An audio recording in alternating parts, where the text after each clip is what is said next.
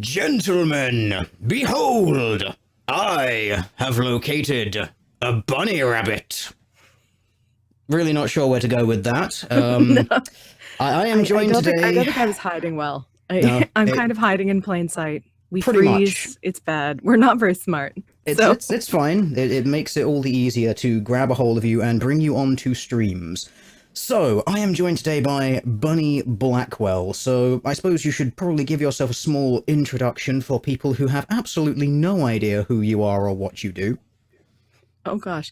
Hi, I'm Bunny Blackwell. I very rarely make videos because I'm very busy, but I have the opportunity to chat with many people who are more learned than I am, and I enjoy it immensely. And I enjoy, I'm digging the YouTube thing for the most part. And I'm very happy to be here today because this is phenomenally awesome and it's like Christmas. So thank you very much, Teal Deer. I do some work with by invitation with the honey badgers, and that's been incredibly good for me in terms of learning all of this stuff because I'm kind of derpy with social media. But I'm getting used to it. I'm learning the internet slowly. Yeah. Perfect. That will do. So, for those people in the chat who have been eagerly awaiting this and are probably waiting to read far too much into the fact that you have been very excited to discuss anal sex with me on the internet. Yes. Yes. Let's maybe not read too much into that, shall we, chat? But anyway, what is this? I suppose before we actually go into this, I'd like to issue a thank you to Christy Winters and That Other Guy from their 20-something passive-aggressive gotchas video. You know, really asking why we don't challenge ourselves to really go after feminism in academia. And, well, we're doing that right here. This is a peer-reviewed paper from the Journal of Lesbian and Gay Studies. And this is talking about black anality from a black feminist, possibly queer discourse on the subject. So this is academic feminism. And for those who aren't aware of the peer review process, I'd just like to say that means at least 2 other people read this paper and thought, yes, that is a good thing. It went to an editor at a desk who did not desk reject it. They read this and said, yep, I am happy to pass this on to someone, a peer to review it. And then the peer read this and said, yes, this is a good thing to publish. Or they said, no, I'd like to see XYZ amendments, sent it back. They received it back from the author again, and then a different peer will have said yes. So at least 2 other people have read this and thought this was a legit thing. Yes. That terrifies me a little bit. So it doesn't terrify me just because I know a lot of academics aren't getting laid. So stuff like this, I think it scratches a certain itch because they can't actually enjoy porn because that would be bad. So they get porn by proxy and then it's okay. Because most of this, if you actually read this out loud, a lot of this is actually quite hot. I mean, maybe that's my own perspective. It is a little bit. That's actually another reason why I've invited you here. I've read this paper through about 4 or 5 times now. I still can't make it through the abstract without my sides risking ascending into a state of permanent orbit. Yeah. So I might need you to take over the narration at certain points. No problem. Also, this way we get the mixture for all of the fans out there. We can have the sultry male voice reading and a sultry female voice reading, and you know we can mix it up for the chat so they can get in on the excitement as well. It's true, and considering how heavily we're shipped, I think it's the perfect. Yes, we are checking all of the boxes for the fandom at the moment. It's perfect. Yeah. All right, I'm going to actually give everyone who's watching the stream the screen now so you can see I'm not bullshitting you. This paper, Black Anality, as you can see from Jennifer C. Nash, published in a Journal of Lesbian and Gay Studies. There it is on the screen so you can see it right now. So shall I just launch on into this and we can begin the discourse? Unless you'd like to add anything before we go in. You're obviously the top, Teal, so you may as well start off. Perfect. This is going to go to all the silly and slightly adult places, and I'm Yes. totally okay with that. Excellent. You wouldn't have invited me on if you weren't. So- Precisely. Oh yes, let's get on in there. With your consent, of course.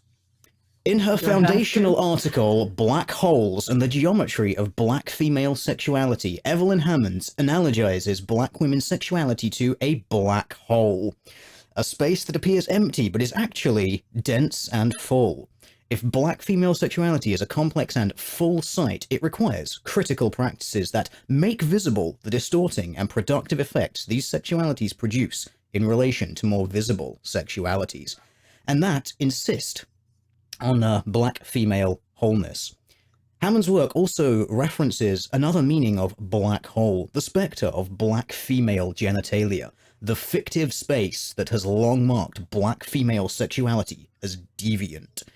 How, she asks, does black female sexuality become imagined as a site of difference, as the site of difference? And how does the black hole become the location of imagined difference? I did the first paragraph without laughing. Oh my god. That was amazing. I have a couple of quick points in the first paragraph. The first points for the pun with the W in parentheses for holes, har har.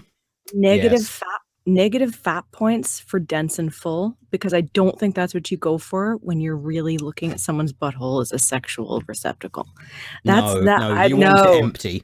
Exactly. So +1 in one respect, -1 in another. So yeah. But no, this is a serious paper. Yes. This is a serious paper, guys. Yes, this is academia. This is completely serious. This is not a Poe. It's not a troll. It's a legit thing. This is feminist discourse 2016, because of course. Although I think it was actually published in 2013 or something. But we'll continue onwards there. Yes. The essay attends to the other black hole, the one that is both over-determining and under-theorized. I'm sorry. I'm done already. Oh my god. And asks how black sexualities generally, and black female sexualities particularly, become tethered imaginatively, discursively, and representationally to the anus. In other words, I ask how the black female anus acts as a significant space through which black sexual difference and blackness more generally is both imagined and represented. In this essay, I develop the term black anality to describe how black pleasures are imagined to be peculiar and particularly orientated towards the anus, and thus as peculiarly and particularly attached to anal ideologies, including spatiality, waste, toxicity, and filth. My sides. I know, but you're doing so well. Keep going. I support you. I believe in you too.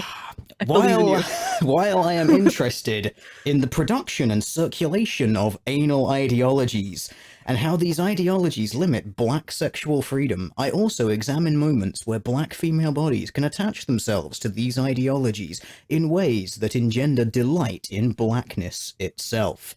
That is, this essay is not simply an exposé that reveals how anal ideologies constrain and violate black female bodies. Instead, I examine how black women can strategically deploy anal ideologies to expose the kinds of pleasures black subjects can take in blackness, its hyperboles, and painful fictions, or to expose anal ideologies themselves, revealing how blackness is constructed and produced alongside and inside the anal opening. Okay. that was you did so well. I have a note. So strategically deploy anal ideologies. I know my brain works on funny levels, but all I could think of was, Captain, their shields are down. Should we deploy the anal ideologies now? Waiting on your command, sir. And that's all I could bizarre, think. Strategically deploy anal. I mean, I'm starting to wonder whether or not this is like, are we talking about like strategic twerking or something on a societal level? Is that where we're going with this? I hear that helps prevent rape. You know, I've seen it at slut walks, and it clearly prevents rape. Absolutely. I mean, we're combating the rape culture. All you got to do is just spread those cheeks nice and wide. Yes. Yeah. Hashtag And chocolate starfish for peace. oh my God. Yes. What I'd just like to point out here is just this is something which I'm just going to highlight on the screen there for people who read a lot of papers like this, although perhaps nothing quite so terrible. Just I develop the term black anality. This is what happens a lot in these pseudo-social sciences that we see a lot now. Basically, an author will just develop a term, and then that term will be cited, and it will become a pyramid of citations until it basically becomes a fact. And in this paper, you're going to find out when they're creating these, anal ideologies, there's no data behind them or anything like that. They don't even like bother surveying black people and saying like, so, what is your particular kink, and finding out that black people actually do have sort of disproportionate attraction towards anal sex. They don't even do that. It's just, I assert and have built this assertion upon often other people's assertions, and as a result, I develop this term which other people will then use. So it becomes a pyramid of basically asserted citations over and over and over. Well, that's what happened with cis and trans. Yeah, basically. It's really... Hey, to lend pseudo-credibility, I'm going to take these chemistry terms, and I'm going to apply them to a whole bunch of shit, and then I'm going to end up in Wikipedia. Yay! And that's what happens, though, is they want to be able to be cited as this person first coined this, that is now this amazing term that has changed everyone's world. And yeah, that is what it is. I remember actually someone cited a paper to me about how humor is damaging towards people, and the funny thing was I read through the paper and at no point did it prove the premise. In fact, it actually said people who are already score high in bigotry will tell bigoted jokes and it will reinforce their bigotry, but otherwise it has no effect whatsoever. But even within that paper, they just basically said, we propose a prejudice norm theory to explain how bigotry can be increased by telling people bigoted jokes, even though actual research that they were citing and stuff which was gathered empirically did not display that at all. They still just went ahead and coined a theory to explain this when there was no data supporting it. But we encountered this with the study on mental illness as related to patriarchal theory and men having toxic masculinity. If you look at the articles written by the press on the study, they bear no resemblance to the actual conclusions. So, and that's how these things start, right? And the press report on it a certain way, or it gets in Wikipedia or some other thing that any numpty can do if they read something that supports their narrative, and then all of a sudden everyone's talking about it and it's a real thing, like AIDS and bananas, as I found out last night. So I was doing a stream with the ladies on topic and AIDS bananas came up and I'm like, yeah, that's pretty much how it works. So people start spreading it. But everyone wants to be that person who coins this life-changing term that people begin to use, whether or not it has merit. So. Yep, it's quite scary. So I'm going to continue reading this. I think my sides have regained their structural integrity, and now I am free to continue. Your flanks have stopped heaving? They have, for now. Okay, good. Let's keep going. My interest in examining the centrality of the anus to conceptions of black female sexual difference, and to conceptions of blackness more generally, both builds on and departs from black feminist scholarship. Black feminist theory has long argued that the buttocks are the location of imagined black sexual difference. Black women's sexual excess is thought to be located in their spectacular buttocks, and black male desire for the buttocks is often taken as evidence of what Alia Abdur-Rahman calls a cumulative and widespread racial and cultural retardation. This interdisciplinary body of scholarship is indebted to Sandra Gilman's Black Bodies, White Bodies, towards an iconography of female sexuality in late 19th century art, medicine, and literature. Gilman argues that Sajetti Bartman, the so-called Hottentot Venus, became the preeminent symbol of racial sexual difference in the 19th century, and that her buttocks were imagined to be the loci for racial difference. So I'm actually going to interrupt that a little bit there. They've basically sort of talked about this. Now, for people who don't know what this Hottentot thing is, it was the basically a caricature of a woman with ridiculously sized gluteals. But it was just that. It was a complete and utter caricature, in the same way that during the 19th century, the gollywog was a caricature of black people. You know, the blackface with the massive bright red lips. It was just sort of a given caricature at the time, in the same way that there are caricatures of, well, everything at around that time.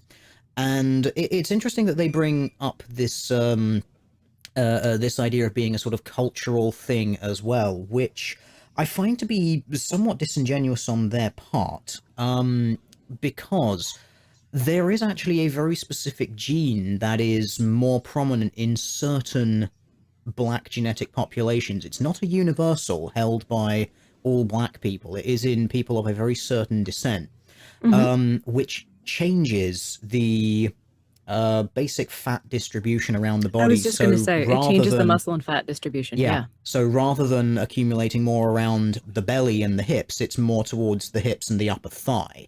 So it's not like this sort of social learned thing that has no basis in reality. There is sort of a biological reason for why there is this, you know, black girl dat ass kind of thing, that there is a genetic reason why that trait is more prominent among black women than white women. So I just find it interesting that they seem to be sort of leaning, unsurprisingly, towards that social constructionist side of things. I find it interesting, and I have notes on this further on, but I agree with you. But I also, there's no mention of how that has been actually used and exploited by the women in culture itself to further their own ends. Because we now have, and just fast forwarding, we now have white girls who want that. They want that body type. We're seeing women getting butt injections so they can look more like that. So I putting this in any kind of, well, we're fetishizing it. Well, maybe, but it's not. Who's fetishizing it, right? And in terms of the Victorian thing, yes, it was fetishized a little bit, but the clothes were so constricted at the time anyway for all women. And I'm like, well, I don't know. It wasn't a picnic for anybody. And even the men had pretty strict dress codes and pretty strict body ideals for certain jobs anyway. But yeah, so it's interesting. I don't see anything here to really say, well, you're wrong. I just think this is definitely demonstrating a certain slant of light. Yes, that I would agree with. Yeah. So moving ever swiftly onwards. He writes, when the Victorians saw the female black, they saw her in terms of her buttocks, and saw represented by the buttocks all the anomalies of her genitalia. Victorian men confirmed for not knowing how sex works, clearly. Yeah, obviously. I'm like, no, because they were still corseted too. So yeah, there's the whole idea of Victorian dress was to emphasize some aspects of the body and create an hourglass. Yeah, but if I recall, wasn't that the time when they actually switched, instead of wide skirts, to things with the big bows behind, which actually emphasized buttocks? Like, it depends on which time. It actually, you can pretty much change it every 10 years if you get into fashion history, which I've done a little bit of. Yeah, it does sort of change. So I mean, do you sort of know anything about that particular there? I do. Go for it. Okay, anytime you have a bustle involved, it's to emphasize your booty. All right. And if you're trying to say that is strictly in terms of, well, no, black women were held up as this, look at their booty. I'm like, no, why did they wear lobster cage bustles? Like, why? It's no, the whole waist to hip ratio was what was emphasized. And if there was a woman who had that advantage, I actually think she would certainly be envied by a lot of women who had to artificially create it. But I as a feminist thing, I think this is a wash, because the clothes were very restrictive for everybody, and the whole big butt thing was not just a black thing. Even in white women, the booty was emphasized. So it was emphasized artificially with padding and cages and friggin' things you had to wear. It was awful. And that didn't go away. I mean, even in Edwardian times, it got a little better, but it's why the 20s fashion, I'm totally boring your audience, I apologize, nobody wants to fucking know about fashion, but in the 20s, that's why the whole flapper thing, where there were no corsets and no bustles, that's why that was such a subversive, like, oh, edgy thing. And your grandma would be going, what are you doing going out without this? And yeah, so that's why it was such a revolutionary time. But the booty has always been, having a big ass relative to your waist has always been something that the clothes artificially emphasized. That's all I'm saying. So. Yeah, almost like it's been pretty much universally attractive throughout most of human history because that's hip to waist ratio. That's impossible, Teal. That is a construct. That's impossible. Yeah, waist to hip ratio is a social construct. Yeah, clearly. No, that whole thing, it's just fetishizing like one black lady. Absolutely. That's what it comes from. Of course, of course. How silly of me. It's true. Yeah. Female sexuality is linked to the image of the buttocks and the quintessential buttocks of those of the Hottentot. I would actually agree with that in some way female sexuality is linked to the buttock, because it's not so much just the buttocks themselves, though. It's the entire hourglass hip to waist ratio thing. Yeah. So I give them points for half-truth. It's true, but it's the sweet spot between fertility and youth, right? You're old enough to successfully carry children, but you're not so old that you've lost all that elasticity and bounciness, as we say. Well, as I say. So it's the sweet spot, and that's what that is. So, yeah, but let's make it all about black ladies and their anuses. So of course. We haven't even got there yet. Not entirely. We're leading up. We're edging again. It's terrible. All right. Gilman reveals the metonymic. I've never encountered that word before. Metonymic. There we go. Work of Bartman's buttocks. Bartman's buttocks represented Bartman. The buttocks represented excessive black sexuality, and Bartman represented all black women.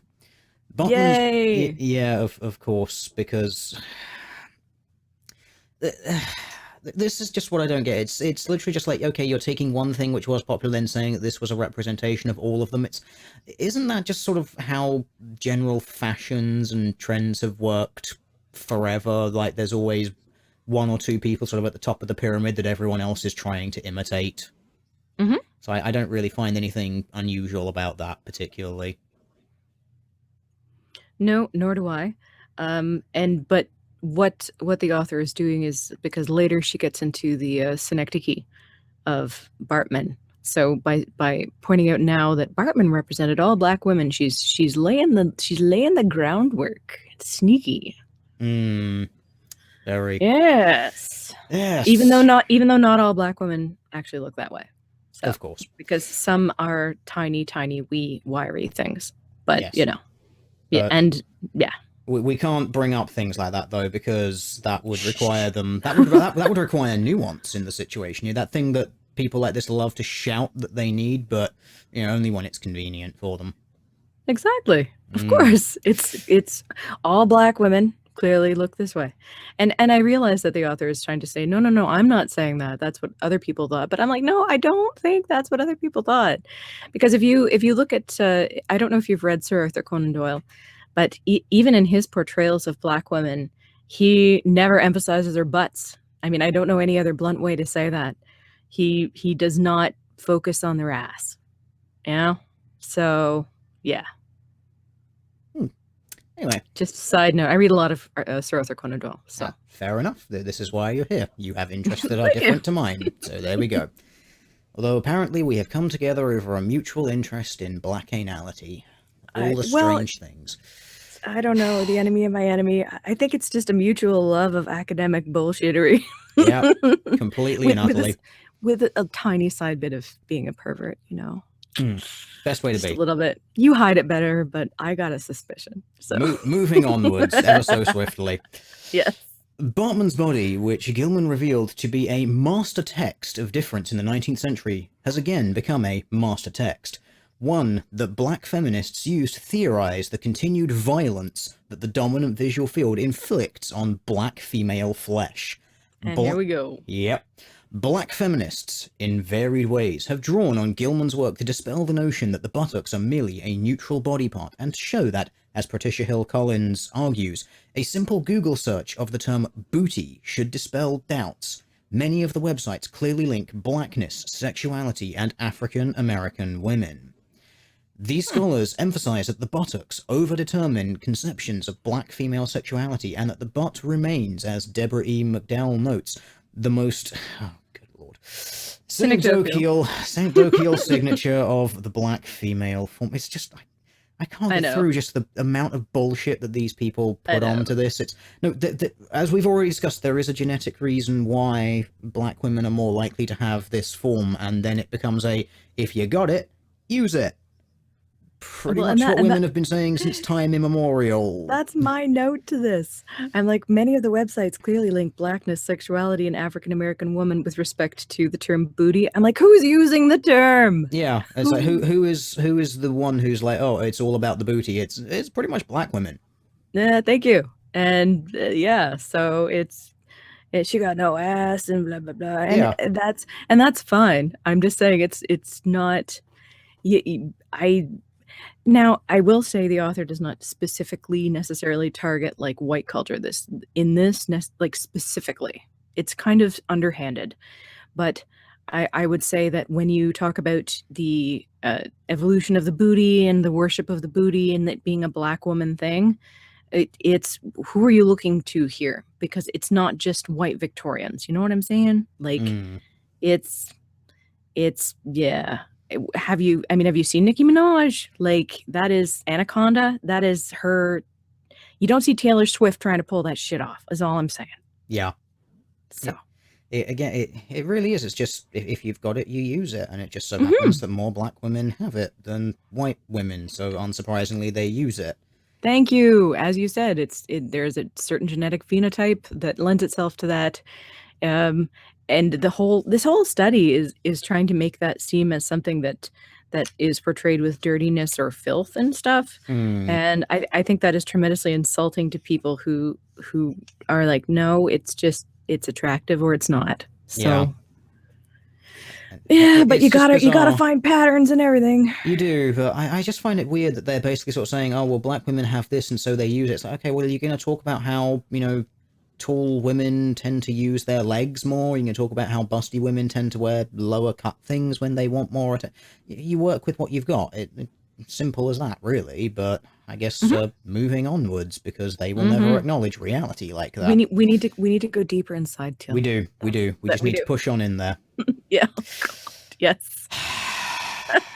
no matter how much it squeezes and pinches, you keep going, and eventually it will yield to our penetrating attempts.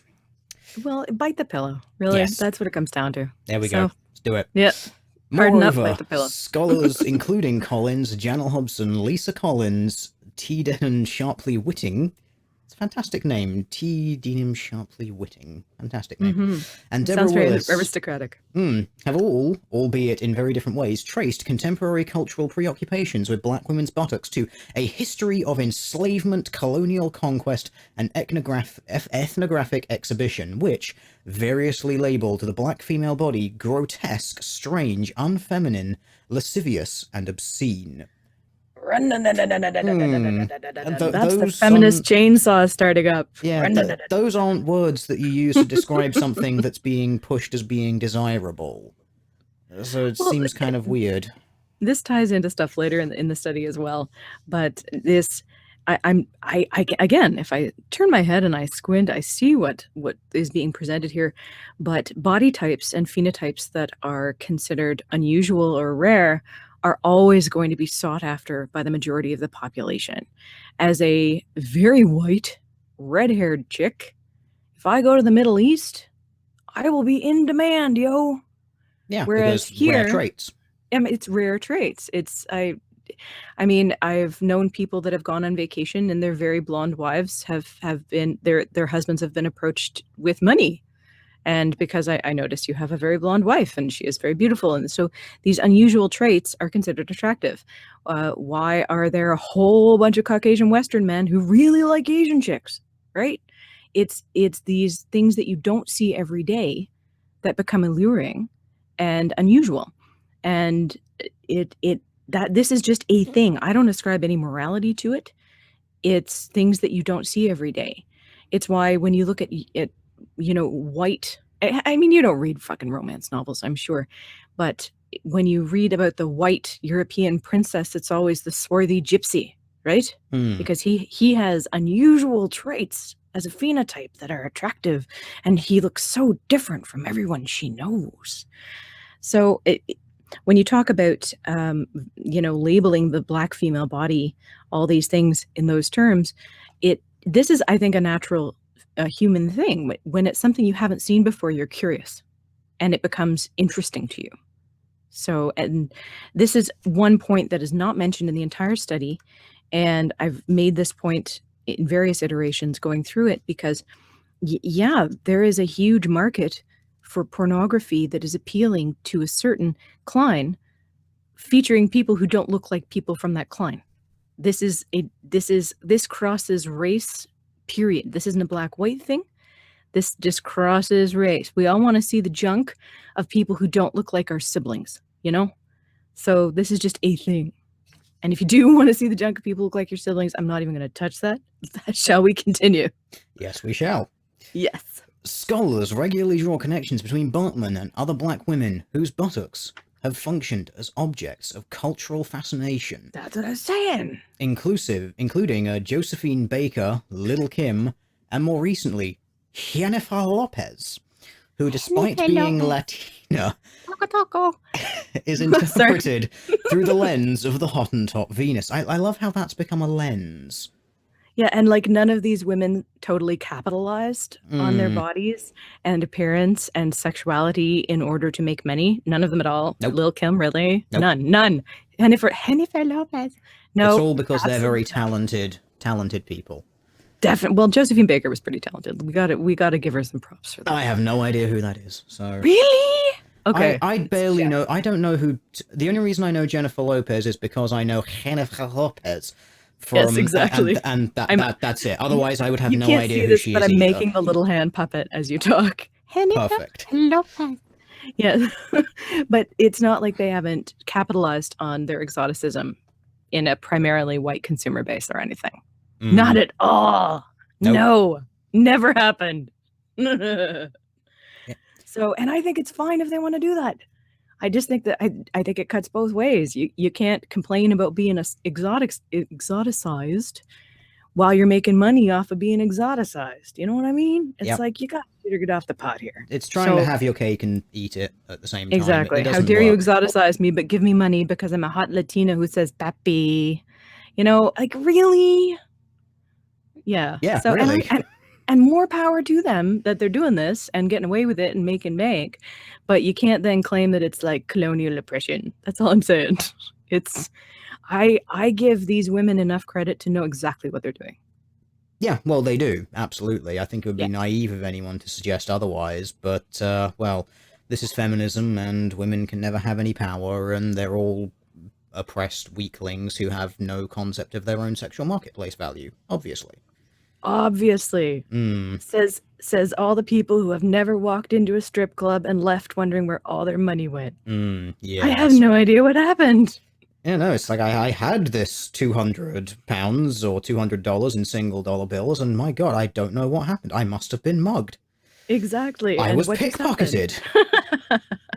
Clearly. Oh, I someday I'm going to do a show on strip clubs, what actually happens. Because and I tell all my guy friends, I'm like, if you go, just know what you're going into. Know that she doesn't actually like you, dude. No, I mean you got to know the game, all right? Yep. And she's not actually putting herself through law school. Honestly, nope, she's not. Not even once. And she's not interested in what you sell at work. She'll just say she is. All right. As long as you know this, go have fun, look at titties. But hand on the wallet, okay? That's all I'm saying. But yeah, so I mean, I understand what the study is trying to present, and so far it's actually fairly insipid. But when we get into, we need to get to the ghetto section. We do. That is my favorite part. I will attempt to go on without herniating myself from restrained laughter. When you need a break, tag me out. That's fine. Yeah. I can do this. Okay, Let's you can go. do it. You're get in there, champ. This body of scholarship has produced certain analytics on how predominant in the study of black female sexualities, spectacularity, excess, grotesquerie, and display. Even as the buttocks act as an analytic centerpiece of black feminist theorizing on sexuality, visual culture, and sexual politics, many black feminist scholars suggest that the complex cultural meanings attached to the black female buttocks require further investigation and remain understudied. Sorry. Abraham notes, there is a dearth of research on the particular significance of black women's asses in popular media culture. If you'll excuse me, ladies and gentlemen, I'm just going to go and publish another study.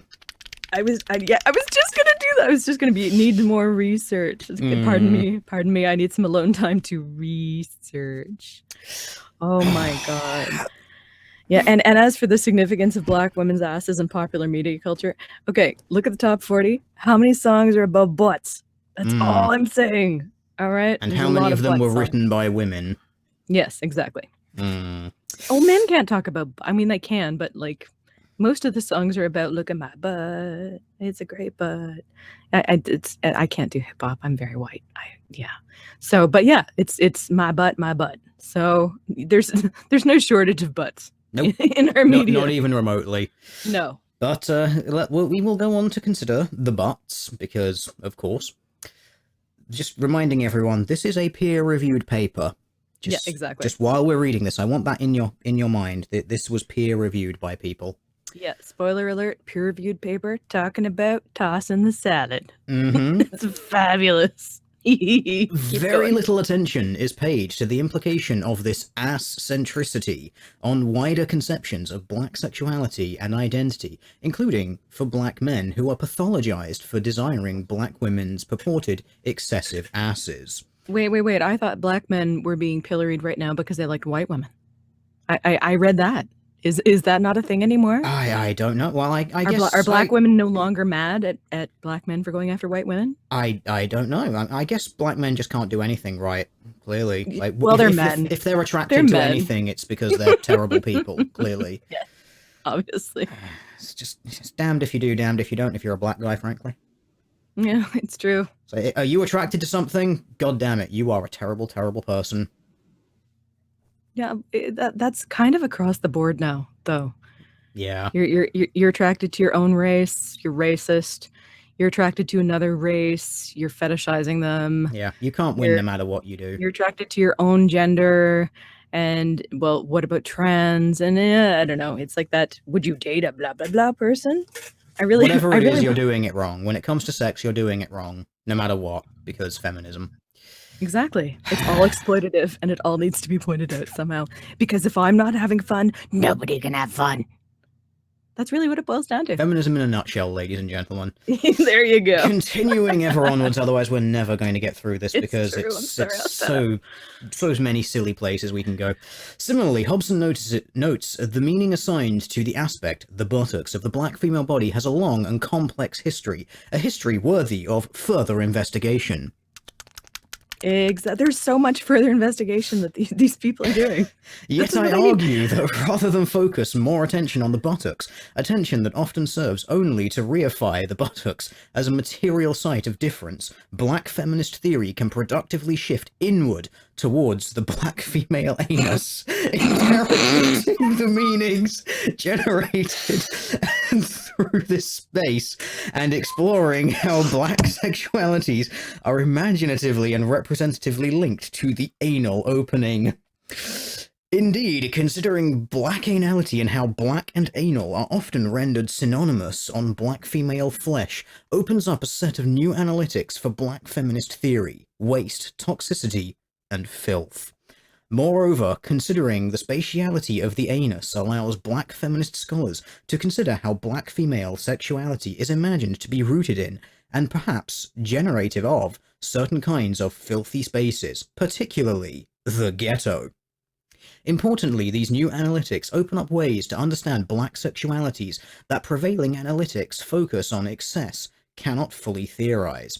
How black sexuality, for example, is imagined as dirty, and here I mean not just metaphorically, but literally. how black sexuality is posited as a formation akin to the ghetto, toxic, filthy, and non-reproductive, and how black sexuality is imagined as wasteful. Moreover, these new analytics produce a shift away from a black feminist preoccupation with the visual register, a location that has been imagined to function as the preeminent site of violence, as the locus of the incessant tethering of black female bodies to conceptions of excess. I find it interesting that they consider, like, ghetto sex to be non-reproductive. Have you counted the number of single mothers in ghettos? There's a lot of reproductiveness going on there, so maybe just something they should consider. Continuing onwards, otherwise we're going to just get lost forever here. To study the conflation of black and anal, this essay performs a close reading of contemporary digital black pornographies. I'm here, I had a power flicker. That's fine. A site where the language of black holes, white poles in black holes, white schlongs in black holes. Oh, this is my favorite part, honestly. Dicks in black holes for black poles. No, keep going, I'm just providing a soundtrack. And black hole gets worked is omnipresent, and where black and anal shore each other up, both discursively and representationally. Representation anally. Representation anally. It certainly looks like there was a lot of research done. Oh yes, there were many hours. Many trees died to fund this research. Yes. But this is what I mean. They're so obsessed. So I do wonder what the lotion budget was for writing this paper. It must have been quite spectacular. I'm just imagining someone watching this going, "This is so gross. This is really awful. It's so awful. Oh, I feel so dirty for watching it. Oh, I'm so bad." And it going from there. That's what I hear in my head. Yeah. I'm quite content for you to just do that for the rest of the stream, honestly. But then we won't learn anything. No, we won't. I mean, people might, because later on in this study, apparently you can't tell when a woman has come. I'm like, what? Oh, really? Like, really? Oh, okay. This is fabulous. Okay, do you need a lesson? Confirmed for not knowing how sex works. Oh, what a surprise! It's so funny. It's so funny. It's so hysterical. I'm like, do you really not know? Okay. Have you never had? Okay, no, I'm not going to judge on it because that's a little close to virgin shaming. Just. I'm like, okay. But this is how I feel, not to get off on a tangent, but this is relevant to your other videos. I sometimes wonder when women are like complaining about an unsatisfying sex life. I'm like, well, do you know how to get off at all, period, ever? Or are you just blaming the dude? Because if you can't do it yourself, how can anyone else possibly expect to know? They can't read your head. Like they can't know. Even guys are like Rubik's Cubes in their own special way, right? So I don't know, this whole one size fits all thing, and it's always the man's fault when she can't get off. I'm like, no, it really isn't. Anyway. Yeah, so have you ever considered like communication? You know, you can talk to your partner while you're doing these things, and you can do things to yourself as well while that's happening as well. There's all these things you can do. All you have to do is talk about it. From a synaptic perspective, if you can figure it out yourself and you can identify the sensations leading up to it, then the more you tread the synaptic path, the easier it will get for you. And then maybe you can stop blaming the entire world because you don't know how to come. That's all I'm saying. Like it's really, So anyway, continuing. The market in black pornographies includes an abundant traffic in images of black anuses, particularly black female anuses. I can't help but think that they are sort of making a bit of a false equivalency here. They really seem to be constantly equating anus to glute. These are not the same things. So. But no, I don't. Well, I agree with you. But later on, I know that they mean anus because they get into like this doctor's office scene that's actually pretty hot. Yeah. And we'll I never know get there if I don't keep reading. I know they actually mean the little rosebud. So no, it's literally the anus. So there you go. Fair play. Let's keep going then. Yeah. In a pornographic marketplace where both black and anal are popular genres, the merger, or as I argue here, synonymity, and black and anal is a fertile representational ground. Indeed, the question that animates my inquiry is how do black heterosexual pornographies visually combine black and anal? Oh dear Lord. Representing a preeminent and understudied racial fiction, the notion that black sexualities are distinctively attached to the anal opening. And what are the racial meanings produced in pornographic texts that insistently return to the black female anus as a critical site of pleasure, peril, and curiosity? The way you... Yeah. do you want to say anything, or shall I just continue so we get through this? I was just going to say, I honestly think that this researcher has not watched a wide spectrum of porn, because if you're only looking at a certain demographic, then that's all you're going to see. But trust me, there are lots of white chick starfishes out there too. So I'm like, I don't know. It depends on what you search for, what you type in to YouPorn or RedTube or whatever. Yeah. So, like, have you ever looked at the categories on the side of the screen there? You can click more than black anal. Yes, exactly. There's a lot more than that. In fact, I think there's about half a dozen of them that start with A before you get there, so, you know. Exactly. Moving on, before we find out too much about myself that I don't want the internet to know. Though I use an archive of contemporary black pornographies to explore the representation of black anality, my claim is not that black anuses are the only ones represented on the pornographic screen, nor is my investment in asking how black anuses are represented differently than other anuses on the pornographic screen. That is, the essay is not a comparative treatment of how anal pleasures and perils are represented.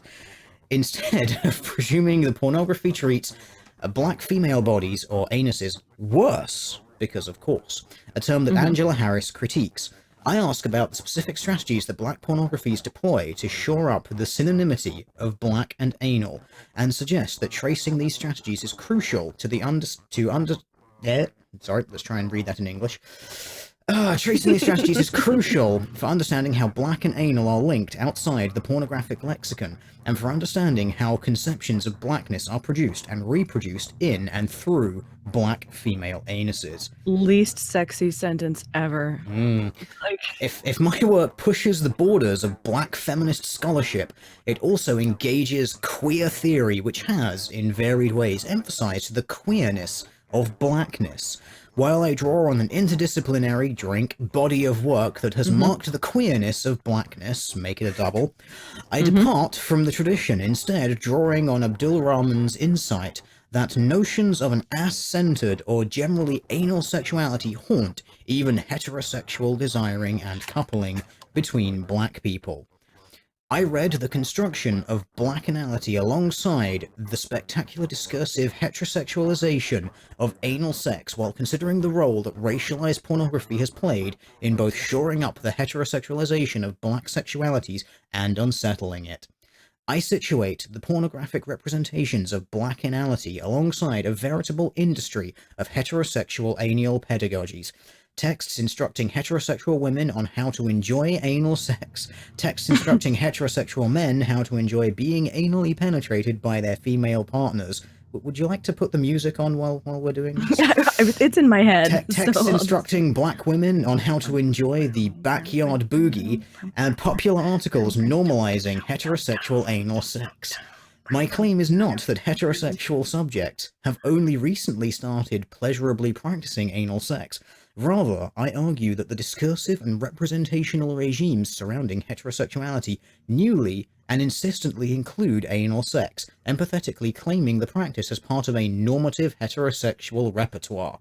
My investment is considering the construction of black sexualities as anal is situated in a moment where anality is attached to heterosexuality and to black heterosexuality in new, empathic ways. This essay unfolds in two parts. First, I place my work in conversation with other anal theorists. I'm tired. I'm imagining introducing yourself at a party. So what do you do? I'm an anal theorist. Hey, how you doing? like, wow, God. You're an anal theorist? I thought I was the only one. Let's compare notes. Notes. Exactly. Oh my God, like anal come and look at my ring binder. I think the rings are supposed to go in the front, though, if you're a guy. Wait, no. Sorry, go on. Go, go, go, go, go. Showing how my investment in black anality both builds on and departs from existing scholarship. The second part of the essay mobilizes the theoretical framework I developed to perform close readings of images from the digital black pornographic archive.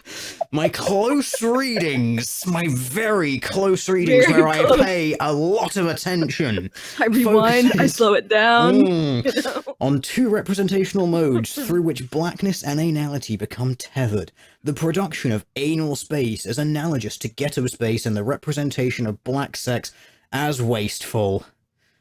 I made it through the introduction and You I were amazing. still have my sides. They are there just. Dude, I know anal theorists.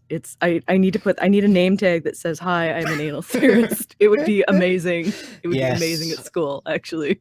Just And I can say it's peer reviewed. just on your CV, it's just anal theorist. That's it, just done. How would Yeah, you and even get employed ever? But apparently some people do. Proctology, I suppose. Oh yeah, But, that would do that. Yeah, turn your head and cough. I'm real good at that. Mm. But like anal theorists, okay. Do you want a break? Oh God, yes. I can't. Okay. I can't constrain myself anymore. It's. I think I need to get some stitches or something. No, this is so funny, and this is academia. This is peer-reviewed academia, guys. Here we go. Remember, This is we're why- doing this because we were challenged to look at feminism in academia. Stop wrecking feminists on Tumblr because they're just the crazies. We have to look at feminism in academia. Really challenge ourselves, and here you go. This is what we've got. Robust feminist arguments. Yes. Robust. Right. right. Off you Okay, so go go with your get sultry it. tones, Bunny. Get a drink. I will take this next part. Although I think you should take the spectacular asses, because I want to hear you say that. I can do it, and I will do it with a straight face, which is how I Amazing. always do it. Okay, I'm putting ladies. on. Lady, oh my God, just don't keep your socks on unless it's really important or cold. That's all I say. Theorizing black anality. In constructing a theory of black anality, I use what Gayatri Gopinath terms a scavenger methodology. I track the ghosts of black anality that haunt the scholarly archive and forge continuities between theoretical traditions still constructed as separate, namely black feminist studies and queer theory. In doing so, I strategically pull from the work of several anal theorists. They're so proud of that term, too, I'm sure. Leo Bersani, Darius Scott, Richard Fung, and Catherine Bond Stockton. To heed Abdur Rahman's plea that we develop a rigorous understanding of the mechanisms through which black sexuality is posited as generally anal. My work, though, is not simply a weaving together of the strands of various scholarships. Instead, in this section of the essay, I draw on the varied interdisciplinary scholarship to fashion a theory that can analyze how black and anal are imagined as synonymous representationally, discursively, and ideologically. It is this theory, when attentive to the particular ways that black, female, and anus align. I think that's a mythos combination. Black, female, anus, and Cthulhu comes out. Anyway, that informs the close readings in the essay's second half. I don't know if I could say this next part with a straight face. I mean, just before we go anywhere, it's like I love how they are terming this theory. So, how predictive is your model in this theory? Like, this is just what I want to know. Every time I hear feminists use the word theory to describe anything they've shat out, I just hear it as assertion. Because but that's they're what not it using is. it the way we use it, though, right? I know. I know. They don't even understand, so that it's not the same thing, right? It's cis and trans all over again. That's just what it is. I have accepted that it may as well be two separate languages at this point. And there's no overlap. However, but the problem is people are still pretending there's overlap, and that's why we're doing this. Absolutely. Yes. So this is fabulous. So Bersani's is the rectum a grave? It is a grave for my burritos. I'm just saying, okay? And as everyone goes, oh, Bunny, it's so unsexy. I'm like, well, it is what it is. Perhaps one of the most canonical. I'm sorry. Okay. Okay, I'm sorry. Is the Rectum a Grave perhaps one of the most canonical pieces on anality? Both examines the profound stigmatization of gay men's imagined enjoyment of anal sex. Imagined. You don't actually like it, lads. Just so you know. Just so you know, it's a construct. Yep. It's socially constructed. You've learned to enjoy. You don't actually enjoy it. You're pretending to. I'm like, what a weird word to use. Imagined enjoyment of anal sex. Okay. And reveals the potentially redemptive aspects of the anal opening. It's like a Monty Python cartoon with Jesus coming through a butthole. You know, the redemptive aspect. Oh, or Dimsdale. That's in my head now. Anyway, Bersani argues that the pathologizing of gay male anal sex is analogous to the pathologizing of prostitution, and asserts that, quote, the public discourse about homosexuals since the AIDS crisis began has a startling resemblance, ellipse, to the representation of female prostitutes in the 19th century as, in quote, as contaminated vessels, conveyancing female, more, in quote, this is a very messy sentence, venereal disease to innocent men, air quotes. In both cases, gay men and prostitutes are imagined to, quotes, spread their legs with an unquenchable appetite for destruction. Appetite for destruction. That's in my head. Gay men, Bersani asserts, are representationally and ideologically feminized, since the state of being penetrated and the state of being open to penetration is culturally and ideologically equated with female powerlessness, with a willingness to abdicate power. What Bersani shows is that, as Janet Haley notes, in misogyny, there's more quotes, in misogyny, in anti-gay male homophobia, and in gay male erotic longing, the vagina and the anus are figured as sexually insatiable, and as animated erotically by a desire for annihilation. These people are into some pretty hardcore shit. That's clearly. What I'm thinking. I'm like, this is vagina dentata shit. Like, yeah. Wow. So, you know, women just want to be destroyed. No, I don't think that's a lot of women's aim when it comes to having sex. I mean, even small tears are really an issue, but... I can say... I can say my Lady Garden has not annihilated anything so far, and neither has the back door. So am I doing something wrong? Oh, clearly. I'm obviously not. I have no appetite for destruction. What's wrong? No, with you don't. me? You don't. That's the problem. You're doing it wrong. All these years, you should have been destroying people, and you weren't. You failed, clearly, as a woman. But can I just point out one other thing here, which I find slightly bizarre? It's that they're talking about how, like, this idea of in a state of being penetrated or being open to being penetrated, that is like powerlessness and, you know, abdication of power. No. I mean, you are aware that women can take, like, dominant roles in sex, and these people, when it comes to homosexuality, have clearly never heard of, like, power bottoms. You can argue mounting behavior in animals, right? Yeah. It might be a power thing in many cases, or it could just be, hey, there's a hole, that looks fun.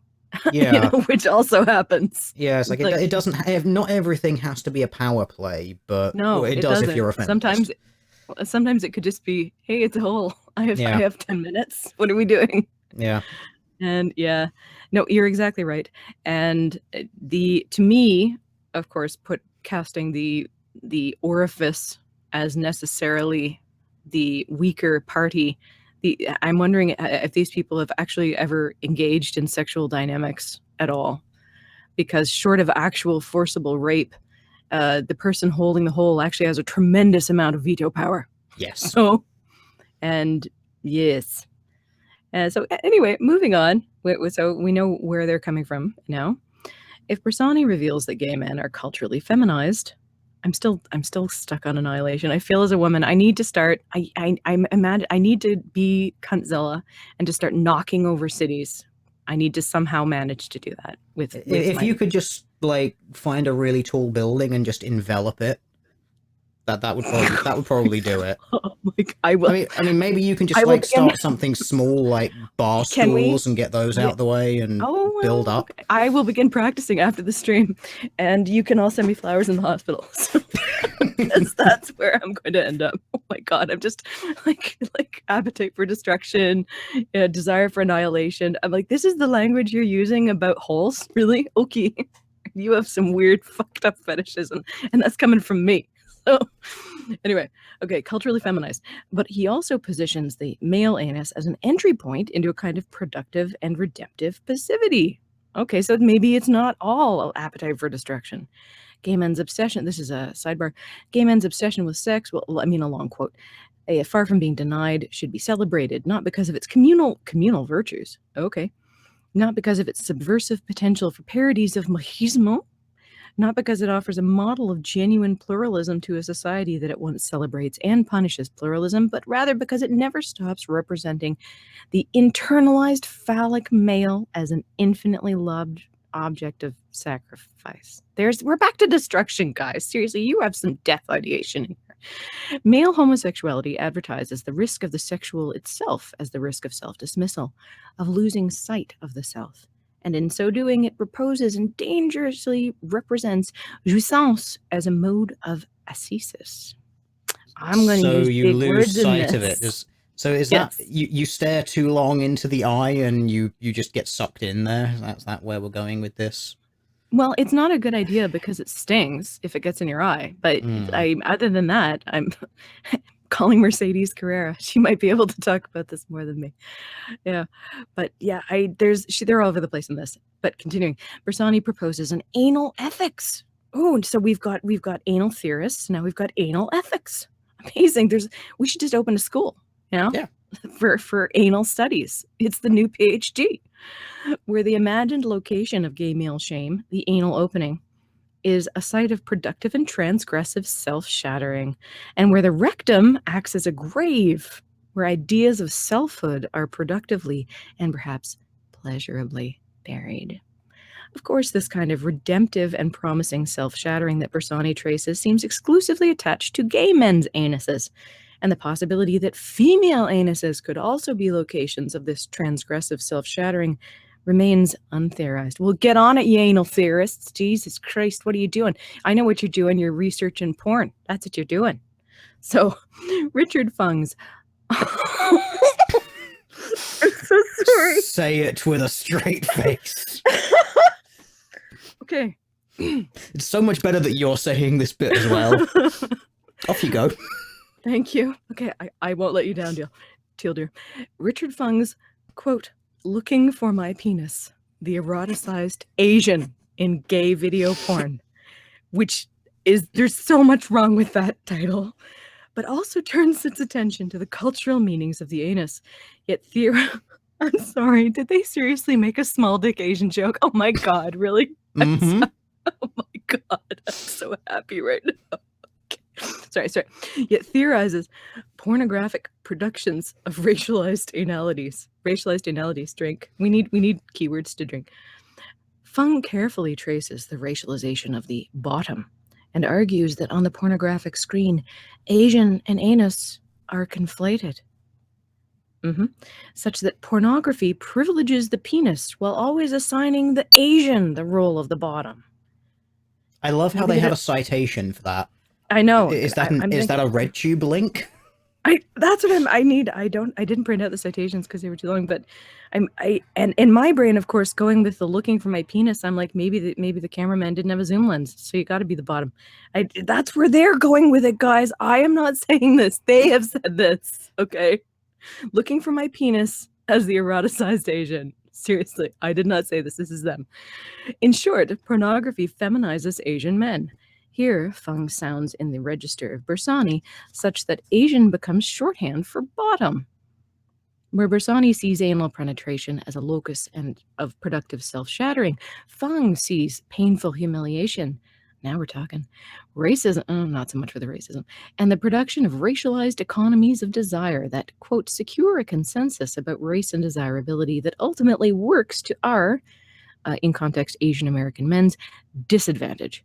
Indeed, Fung expands his critique of Asian men's imagined femininity beyond pornography, treating sex itself as both, quotes, a source of pleasure and, quotes, a site of humiliation and pain, and calls for a, quote, independent gay Asian pornography, one that would contain an expanded and broad conception of the erotic. My work draws on Fung's insights that the anus is racialized terrain. Okay, if it looks like terrain, then you need to stop for a while. That hemorrhoids are bad. So moving on, that is a location in and through which imagined racial differences are produced. Yet unlike Fung, I ask how women's anuses can become sites of racial sexual meaning making, and examine how black and anus get conflated and rendered synonymous, producing economies of desirability and degradation. Yeah, I don't really, I don't think I've ever conflated black and anus myself, but you know, No. okay. In the same way that I don't think I've ever conflated like Asian and bottom by default. I mean, how No, much gay no. porn have these people watched? I'm pretty This is sure what I'm thinking. you can find any combination that you want in this. And are they going to ever sort of talk about how, you know, in some cases you might find that like they're trying to play this race thing. Well, are they noticing that, you know, the sort of black is the ultimate top in every situation? In cuckold pornography, it's almost always like black is the more dominant over the white. In gays, And can be the same as well in like more cases than the other way around. Are they going to and you're address that? in real life cuckoldry too. Yeah. Like it's yeah. And again, So it you ties into the what is different is in some cases more appealing. It's well and yeah. it's also funny that it's the other way. If because I know that while we're talking about like cuckoldry, it's also the same way around in like cuqueenery. Mm-hmm. When you find that, you know, the woman is being cheated on by another woman with the man in front of them, it again, there's that element that of the racial element in there as well, because it's that thing that's different. Mm-hmm. I It's that thing that's not part of your normal life, and it's like, ooh, this is weird. It's exciting, and yeah. And even if we take out the racial thing in cuckoldry in real life, size is a huge thing. You know, you don't hire a cuckold or solicit one who is the same size as you. I mean, not mm, to be too blunt, or less but endowed, because yeah, then that you kind you of go removes for the point. you go for somebody who will embarrass you with that because they are so different from you. And it's the difference thing. It's this is unusual and it's humiliating because I can never live up to these standards. Rawr. Yeah, And that's for some and reason, I'm some not. people get off on that. I I was just don't gonna know say why, but I'm not judging, right? I'm just saying this is how it works in real yeah, life. yeah. So you know. And the thing which I find also interesting, like we know that there have been like actual metrics done on like average penile sizes Hmm. between different races, and it's sort of black and white tends to be about the same when erect as averages, and Asians do come up a little bit shorter. Pun definitely intended. And what is quite interesting about this is actually there have been a couple of studies done about the relations between tops and bottoms in homosexual relations.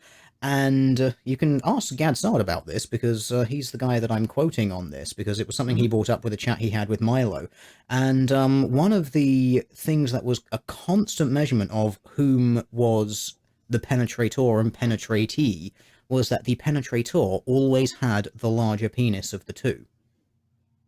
So when you consider the idea that Asians have, on average, slightly smaller penises than white and black, should it then be any wonder that they would perhaps be more likely to fulfill the bottom role when that is something that seems to be more or less a continuous between homosexuals?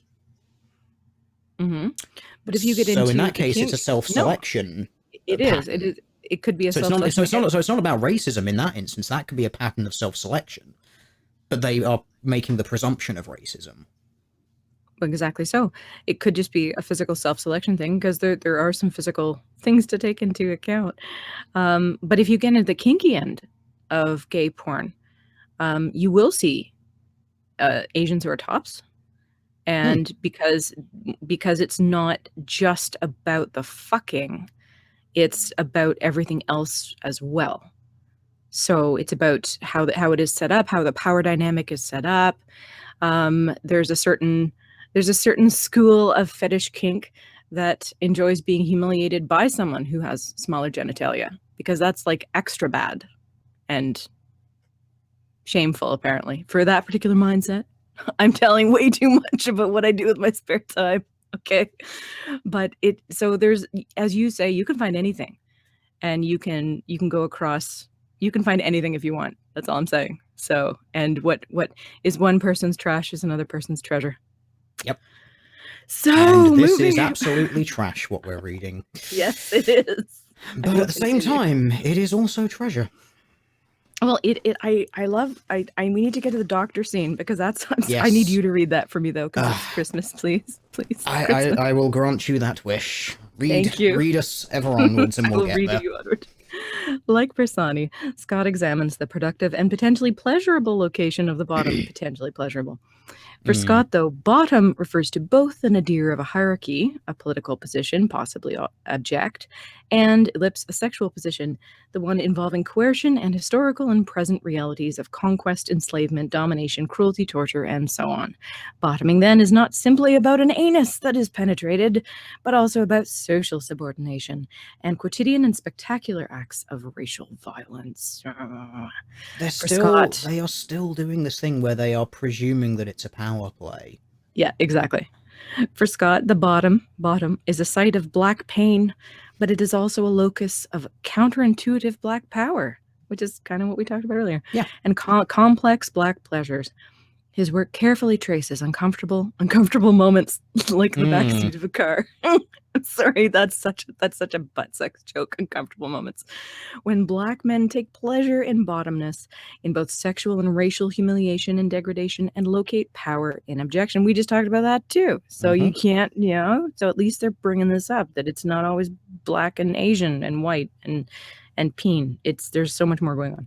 For Scott, these bottom positions, what he terms the special intimacy of blackness with abjection, humiliation, defeat, are deeply gendered.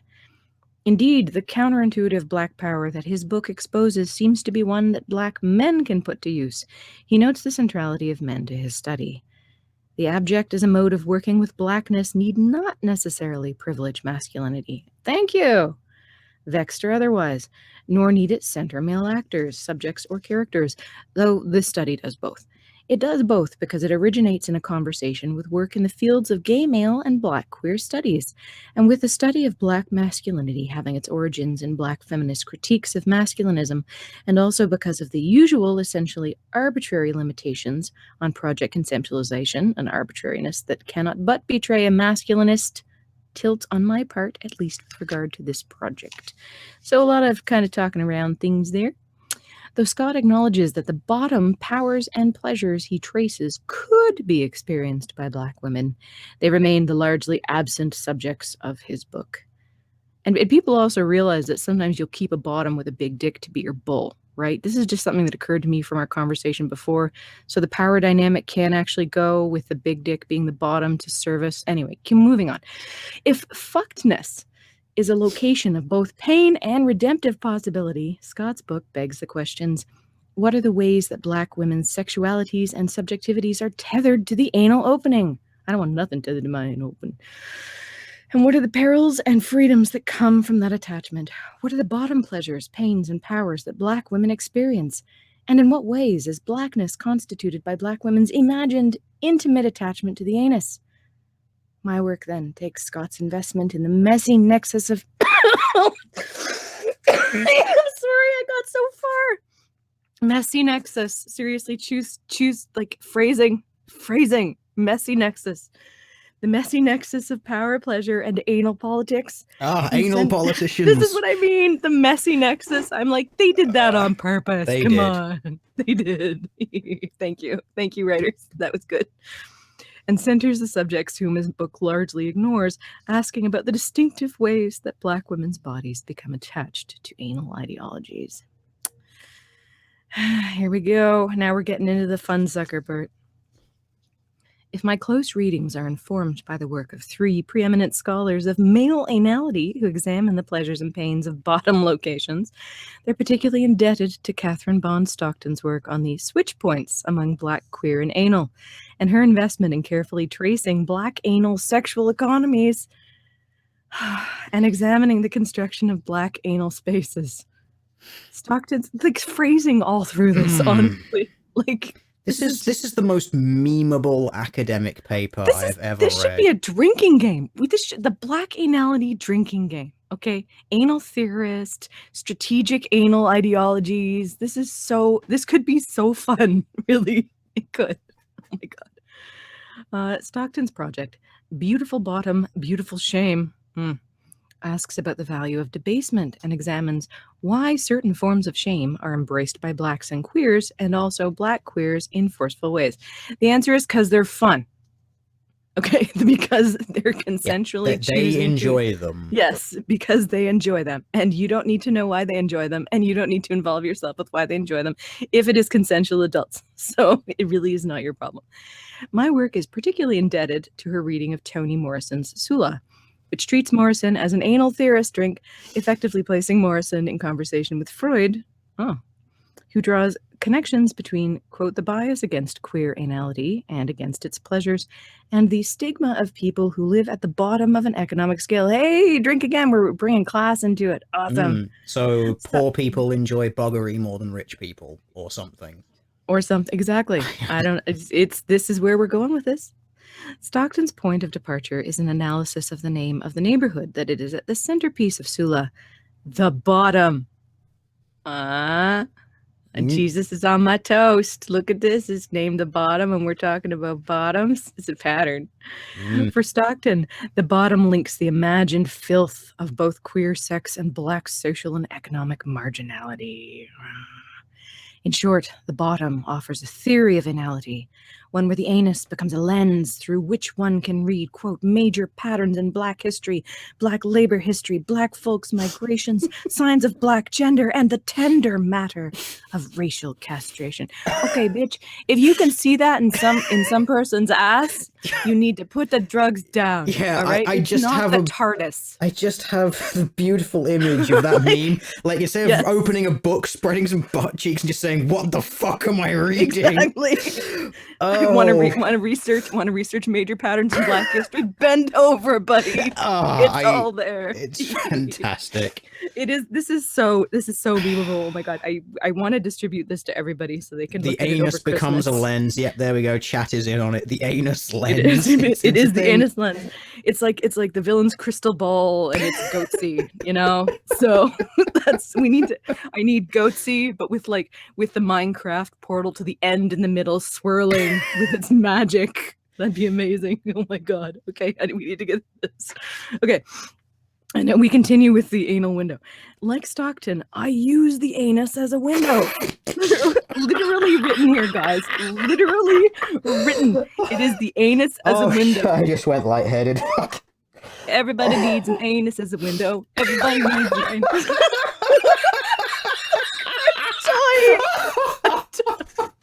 I'm tired. I'm sorry. I need to drink. You may need to take over till I'm fine. Oh, this is so funny though. This is Christmas fun. Amazing. Oh, it's so bad. It's awesome. Like, okay, no. I'm gonna push through. It's fine. This is the anus as the Palantir of Sauron or something. It is. It's the anus. Okay, I use the anus as a window. I can't say that enough. Through which one can? I'm not making this up. I swear to God, guys, look at study. We're not paraphrasing. Which one can theorize race-making and racial sexual economies, and through which one can imagine and theorize the construction of racially marked space. I draw on her interest in the bottom. That's what she said. I see what you did there. Yeah, exactly. I want to believe this is a Poe. I'm like, are you fucking serious? This has to be like Sandy Beaches. This has to be a Sandy Beaches thing. but it's not. No, this has existed for years. It's been cited as well. That's what It's like makes it Godfrey worse. Alfric wrote this, and it's amazing. It's amazing. Okay. I draw on her interest in the bottom, or the anus, as space, as queer pleasure, as a site of shame, and as locus of surprising power. Yet my interest is in how a particular archive, digital black pornographies, yes, you've got interest in those, produces the switch points that Stockton describes, how it representationally tethers black and anal. In short, I ask how black pornographies represent the anus, the bottom, as a passageway through which black pleasures, perils, and pathologies are made visible. Fear my alliteration! Unlike Stockton, though, I am interested in treating race and sexuality as co-constitutive, I've never seen that word before, co-constitutive categories, while Stockton positions race and sexuality as two discrete structures that meet in historically contextual and dense switch points. My investment in black anality follows Scott's call to consider how the history that produces blackness as a sexual history. In short, my investment in black feminist theory, particularly intersectionality drink, leads me to read black anality as a site where race and sexuality are made and represented together. So we're gonna try and mosh the anal window somehow into why liking booty porn is bad and makes you a bad person, but it might not be bad because it can also be powerful and spectacular anuses. Okay, you need to bring me the spectacular anuses too. I am. I need you. It's the intersectionality lens with the anus as a window. I now just have an image of a black guy being bent over and someone shoving a telescope in his ass. That's that's one of the lens. images I got. So is this was your research pornography? Was it, writers of this paper? That was your particular king. Very telescopic lens. Go just extend that on in there. Or like a speculum, one of the speculums with a little camera on it. You just shove that in there and look in there and go, hey, it's Jimmy Hoffa. You know, like, what are you going to find? Oh my God. It's the anus window. It's fabulous. Okay, bring us the spectacular anuses. I cannot wait. Okay, I'm gonna try and do this without dying. This is not easy. All right, let's just get that. That is what she said as well. Yep. It's not easy. It's okay. We just have to keep trying. We'll just relax. Just breathe out as relax we go and keep breathing. Exactly. Just breathe through it. It'll be fine. It'll be over before you know it. Oh dear. Welcome to the silly place. Okay, we're going into the serious place now. I'm pulling myself out of the silliness. Okay. Serious face. Yep. In this essay, I treat the practice of searching for black pornography as a quintessentially ordinary practice, and the images that arise after searching for black, or ebony, and anal generate an archive of ordinary black pornographies. I am distinguishing these pornographies from the host of feminist and queer pornographies that scholars often examine. I was not aware that they had their own specific kind of porn for their own research purposes. Including pornographic work by Candida Royale, Annie Sprinkle, that sounds like a fetish actress, Madison Young, she's a porn actress, and Buck Angel. I know Buck Angel. He's actually very, very good, actually. Very entertaining. I do encourage people to watch his shows. They're very interesting. Beautiful tats, too. No, Annie Sprinkle is a sex worker advocate, if I recall correctly. And I just have to say one point, Candida Royale, were I a porn actress or sex worker, naming myself after the most common form of chronic yeast infection would not be high on my list. That's all I'm saying. I'm like, you chose poorly. You chose poorly. Okay, please continue. Of course, this body of feminist and queer pornographic work is significant. Yet my contention is that feminist theory and queer theory have often turned their attention to this archive rather than the archive of ordinary pornography to underscore how the genre conventions of the hardcore can be imbued with feminist sensibilities. Instead, I look at the proliferation of black pornographies that have come to shape daily experiences of netscapes. I mine the archive of the ordinary to determine how black and anal get representationally tethered. The archive that I am drawing on is also ephemeral. New clips are uploaded and tagged, older ones are removed, websites change, viewer comments are added or flagged, and sites are edited and curated, changing even over the course of the day. I highlight the archive's ephemeral nature, both to underscore what affects theorists like Anne Ketchvik, I assume that's how you say that, have argued that our understanding of an archive must shift to capture the fleeting and transitionary and unstable, and to offer a sense of the digital universe my archive is a part of. He sounds very proud of his porn collection. One where the web links that I cite in my footnotes might be disabled or removed long before this article goes to press. I really want to check this guy's citations now. All the red tube links. Yeah, so do I, while I still have vacation time, you know what I'm saying? Okay. I'm going to. I am killing myself laughing at this. You're reading it so well. I if you hear me be muffled, it's because I've had to shove like a sock in my mouth. Like I can't. It's so good. Keep going. That is a whole other level of interest. Okay. Possibly another citation for this paper as well. Who knows? Just relax and keep breathing. We don't have a safe word. we don't need one. It'll be fine. No. Oh, bless your heart. You know how much I like it when people say that? Okay, no, go. No. It's okay. I can read body language, unlike feminists. It's fine. Oh my god. You just have to be careful of my machines of destruction. Oh, dear. I've apparently got at least 3. Oh, no, God. We have to be serious. Okay, yes, we have to be serious. The chat is enjoying this too much, though. But seriousness.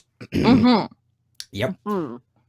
The clips that I analyze are all located on free websites that archive pornographic clips from a myriad of other websites. My archive includes 2 regularly updated websites, Pornhub.com, a site that archives pornographic clips from a host of other sites, and GhettoTube.com, which promises nasty ghetto bitches in free black porn and ebony sex. New clips are added multiple times a day. Viewers rate the clips, and the site tracks the most commonly viewed clips, e.g., Beauty Dior works her fat ass. A clip uploaded on April 22nd, 2013.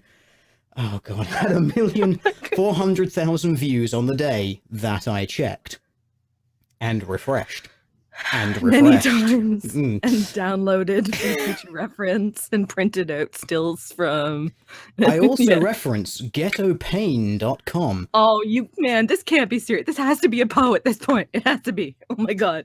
He's very specific in his interests, I must say. I know. How many people in chat have just gone to these websites just out of interest, just to see? Exactly. You've got to do your research as well, guys. I can't do it all for you, so, you know. Which promises the most extreme free black porn and houses 23,000 extreme black sex movies. TastyBlacks.com, which reminds visitors that our freaky black ghetto hose will make your cock hard. And PornEbony.org, which promises thousands of quality ebony porn videos with categories like ebony ass, ebony pussy, black lesbians, ebony amateurs, ghetto ebony porn, ebony booty, and lots of others. I'm going to interrupt for 1 minute, just, because I am a failure as a woman, because I have no machines of destruction in my panties. But I think I may also be a failure because, as much as we're taking the piss out of this, they got paid and were published to write this. Yes. So somebody is researching porn, getting paid to do so, and getting academic cred for doing this. So what am I doing with my life? I know, it's terrifying, really. What am I doing with my life? I'm still waiting for this to be quote mined and turned into some person's fapping fantasy for the internet. It's going to be a thing. I'm looking forward to it. It'll be amazing. The internet is a wild and wonderful place. Okay, yes. Honestly, I've noticed we've got we're probably about halfway through this, and I couldn't help but notice the word blaxploitation hasn't come up yet. And I commend them for that. They haven't used that particular buzzword. I would have thought it would have come up, quite a lot before this, since we're talking about abusing and taking advantage of black people, but they haven't done that yet. So, well, there we go.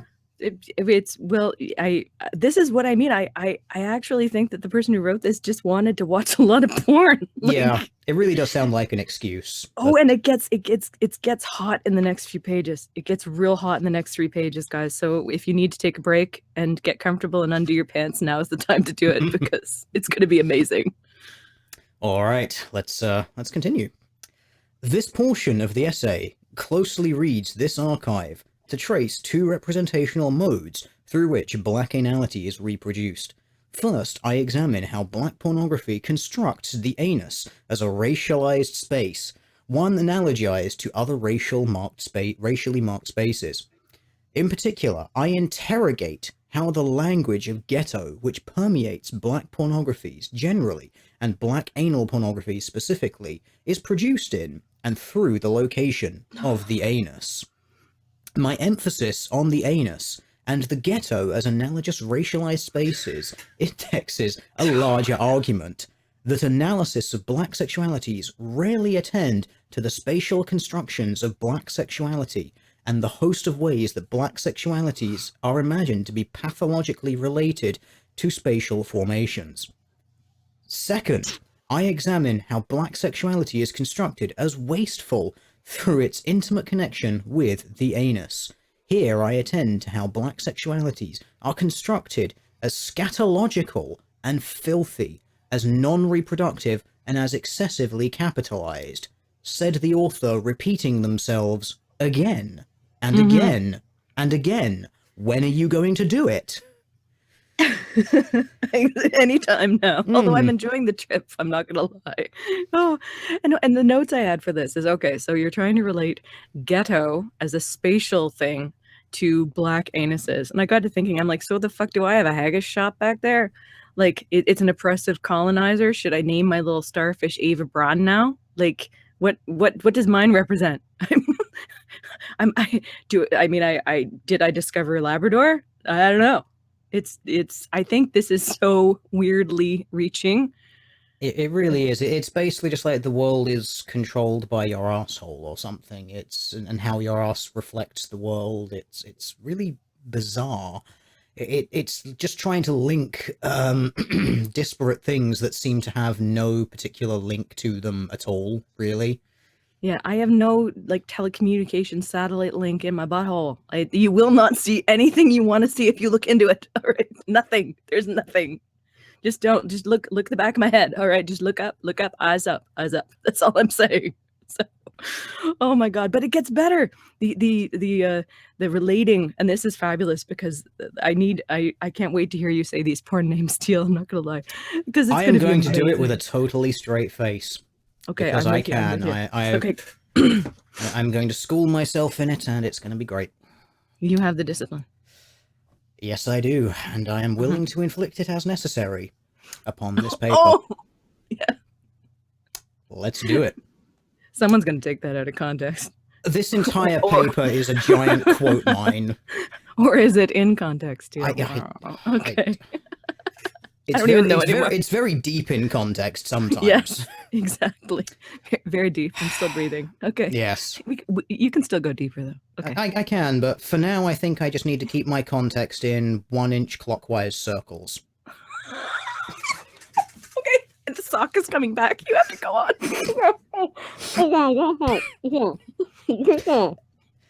In a pornographic marketplace organized by race, the term ghetto, a term that permeates the digital pornographic archive, marks clips as part of a black pornographic market.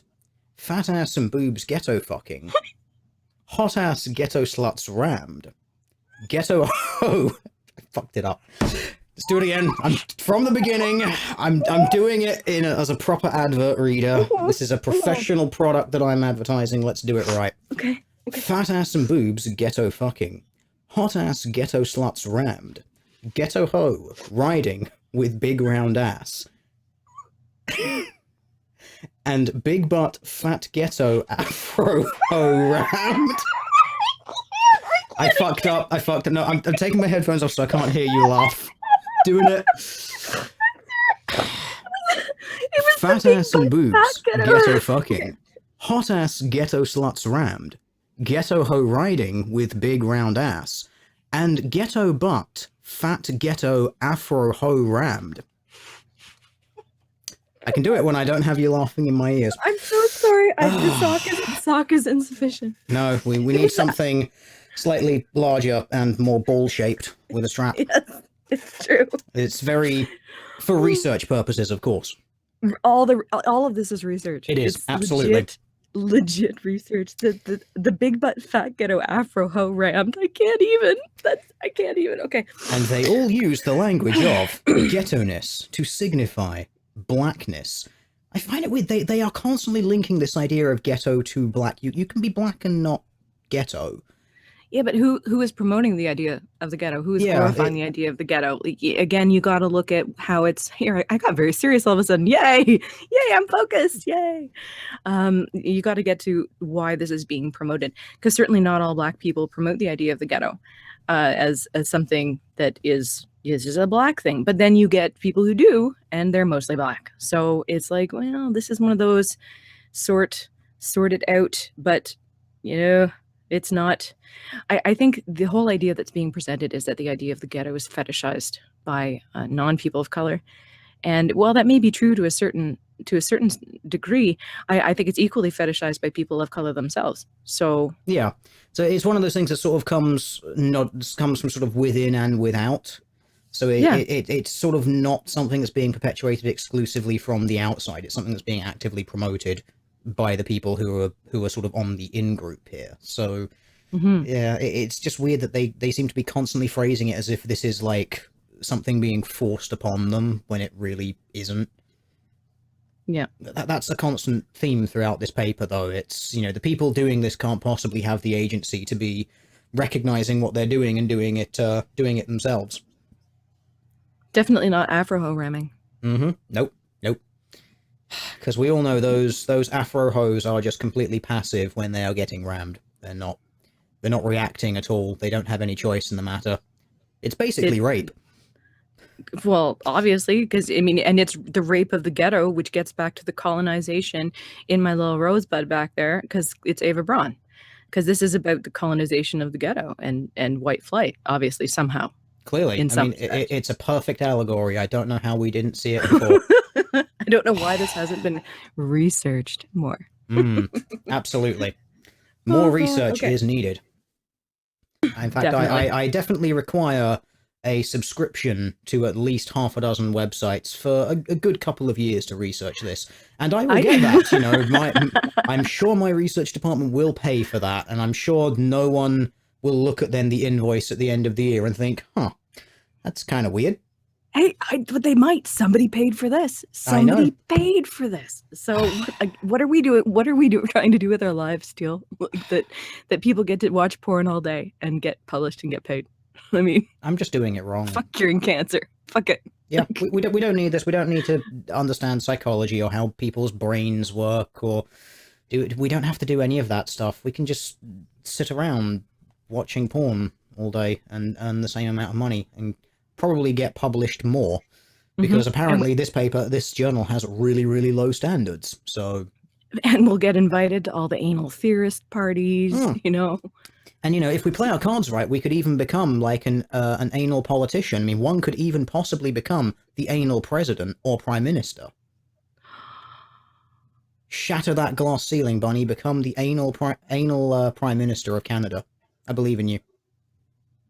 Shatter that anal lens of a ceiling that's over you. I already do a fair bit of Pilates. I might have to up my game a little bit, though, if I'm going to take that office. But I could do it.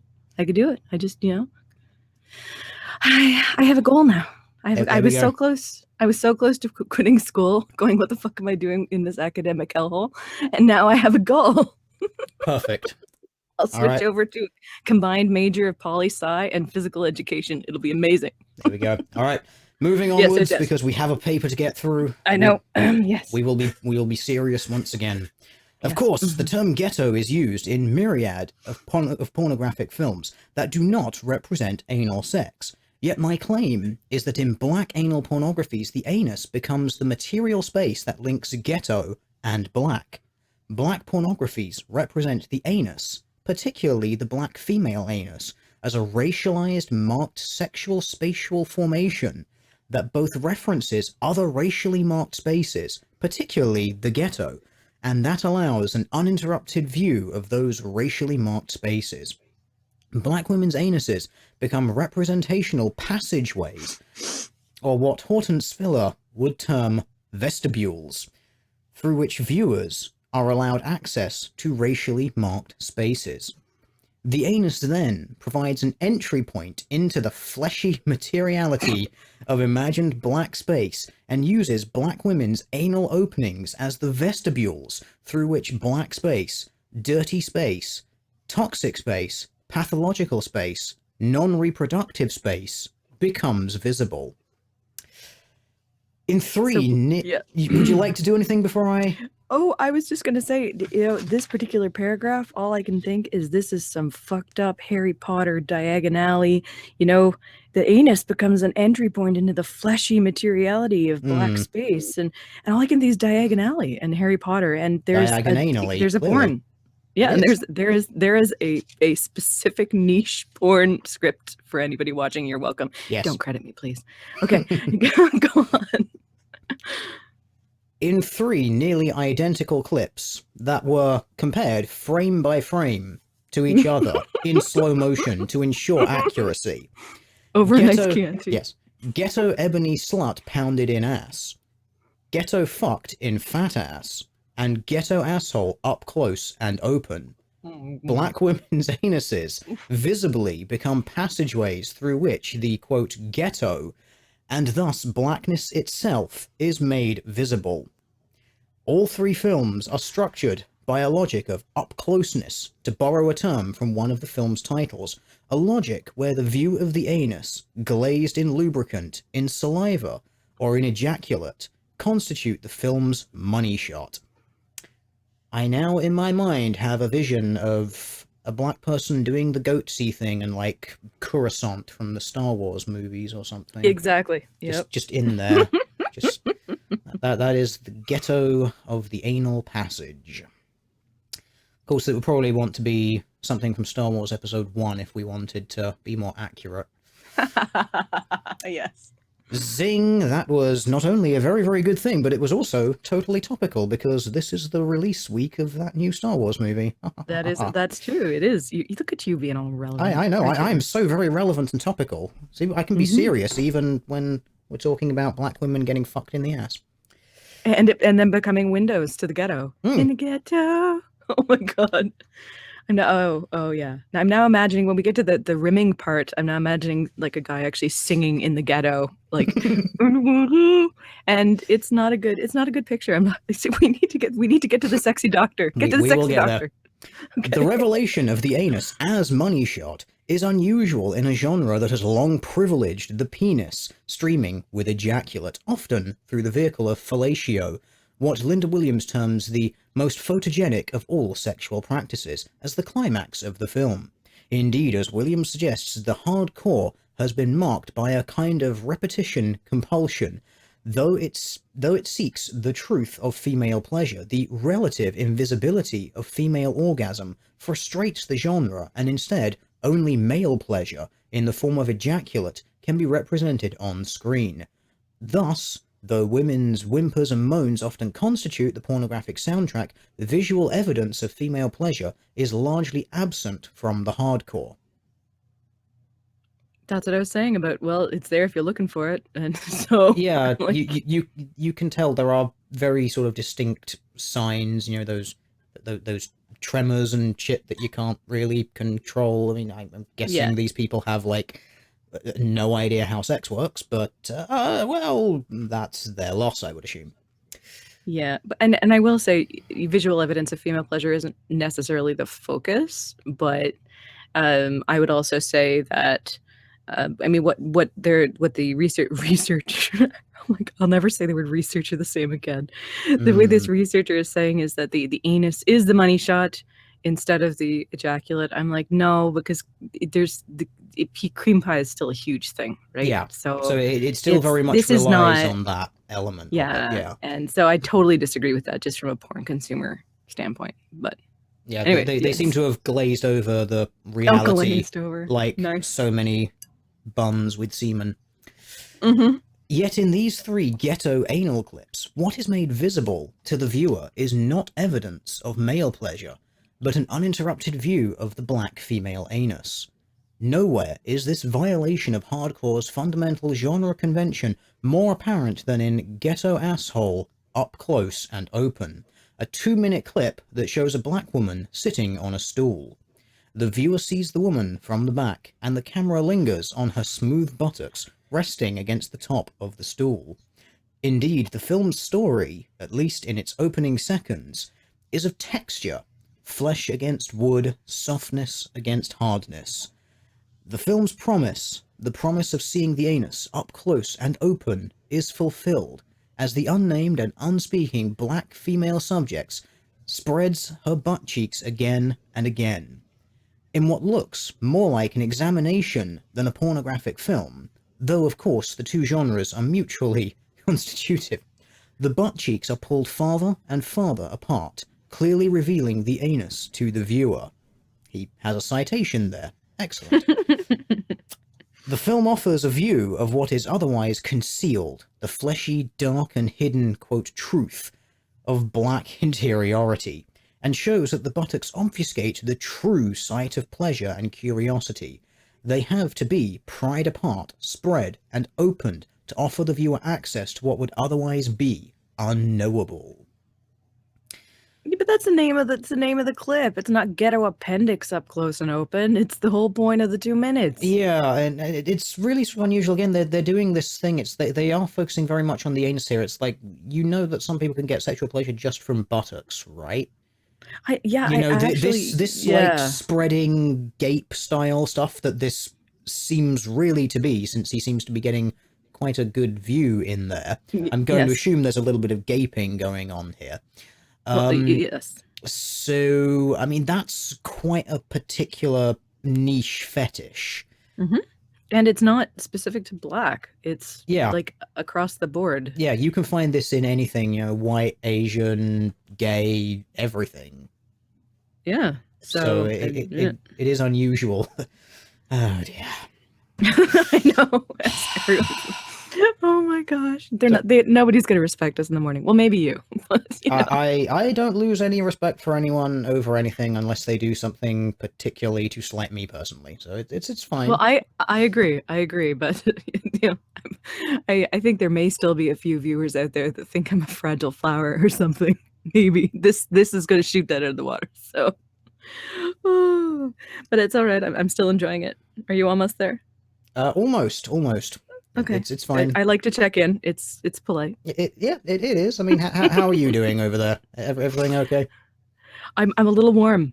I'm a little warm. So, but other than that, I'm doing great. Perfect. That's exactly how we need. Just warm and malleable. Absolutely perfect. Exactly. So get to the part where she loves it. Yeah. Absolutely. Because this is amazing hearing this in your accent. Ghetto ebony slut fucked deeply in the butt and loving it. Takes the examination trope even farther, embedding the revelation of the black female anus in an elaborate narrative. The clip begins when a black woman, clad in a tank top and G-string, enters a young white male doctor's office. Yes. The doctor nervously clutches his clipboard and asks the woman if she wants to be seated on his examination table. After insisting that she prefers to stand, she confesses to the doctor that she, quote, works in the adult entertainment industry, and has come for a checkup. The doctor proceeds to scrutinize her buttocks, asking her to bend, to shake it around, back and forth as well, the whole thing in one motion, and to push it as hard towards me as you can, nice and slow, and bring it on back in. The exam and the film takes a narrative turn when the doctor moves the exam inside, or in the logic of the anal genre, up close, spreading the patient's buttocks to expose the anus and then inserting a butt plug into her ass. Once the anus has been exposed to the doctor and to the viewer, the examination scene is transformed into a conventional pornographic one, beginning with fellatio, then anal sex, and culminating in a stream of ejaculate running down the woman's buttocks. Even in the clip's concluding seconds, the doctor again spreads the patient's buttocks so the viewer can again see visual proof not only of his ejaculate, but of the black female anus itself. First of all, thank you. I was just going to say, first of all, thank you. That was good. Second, this contradicts the earlier premise that it is the anus itself that is the money shot. Because in this, again, we're getting into cream pie territory. People want to see that. So that's just what I wanted to say, that contradicts the previous one. And again, what I'm sort of noticing here is they're looking, not only, again, as we've sort of covered before, they're looking at quite niche forms of pornography here, but they are focusing very much on male consumer pornography. Like, they don't seem to be wanting to touch on things like female consumer pornography, which is similar to male, but has sort of different focuses. They tend to be more narrative focused. They tend to have more of the, you know, touchy-feely kissing stuff before, and then that at the end as well. So they've got quite a niche view on pornography that they've got here, which is odd. And I think it stems more from the author's personal collection than anything else. That's so interesting, Teal, because most of the women I know who do watch porn watch gay porn. Yeah, I kid you not. And this is something I've mentioned actually on Honey Badger Radio when we were talking about this. You know, that straight women are really into gay porn. I am and one gay of the few who are erotica not. as well. Yeah, and these are women who are very straight and usually married, and the porn that they sneak off to watch is usually gay porn. So, which I've always kind of scratched my head at, but because that's just not my thing. It just isn't. I like to have me somewhere in there so I can identify. But yeah, I've never actually investigated like female specific porn like that. So I'll have to do some research. Maybe I can get published. Yeah, you absolutely should. You should watch it and write about your experience. Because then you can even put in your thing about how, oh, well, I as the author of this thing, like to project myself into the fantasy, and therefore attempting to watch something where I am incapable of doing that because there are two male-bodied actors removes me from the situation. You can dress it all up very fancily. It would be amazing. Although I'm still stuck on the touchy narrative types, really. Because for me, that might actually be a total turnoff. I'd be like, oh, God, fuck off with the flowers. Jesus Christ. It's loose narrative. It's not quite as bad as, you know... Is there cuddling? It's not the kind of, like, so I heard you wanted the sausage pizza kind of thing. There's sort of a... I don't know. They have that sort of kind of a bit more of an artsy appeal to them as well. And they're often in much more sort of luxurious surroundings. It's not just bend over a pool table. No, not as often anyway. So not as often.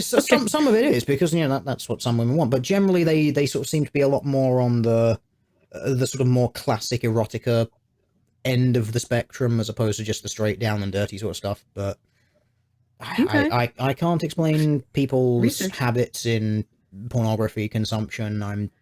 No, because generally the second I see cuddling in anything, I'm like, I'm out. I'm out.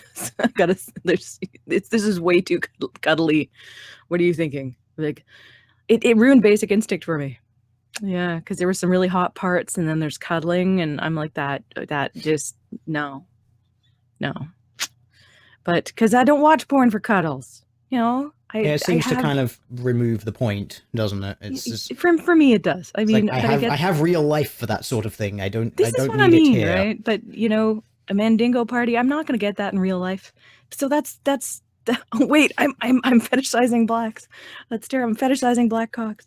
But I watch porn for stuff that it would be really unwise for me to seek out in real life. Do you know what I mean? That is the point. Thank It's you. the world Yeah. of fantasy. That's Yes. generally the point of fantasy. It's distancing yourself from reality. But I suppose we could actually continue on with the paper. We're more than halfway through. We need to look into the window some more. We do. We need to stare into the anal window.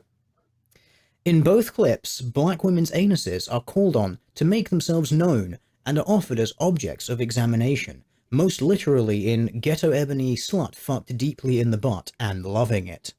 The citation there if you'd like to check it out.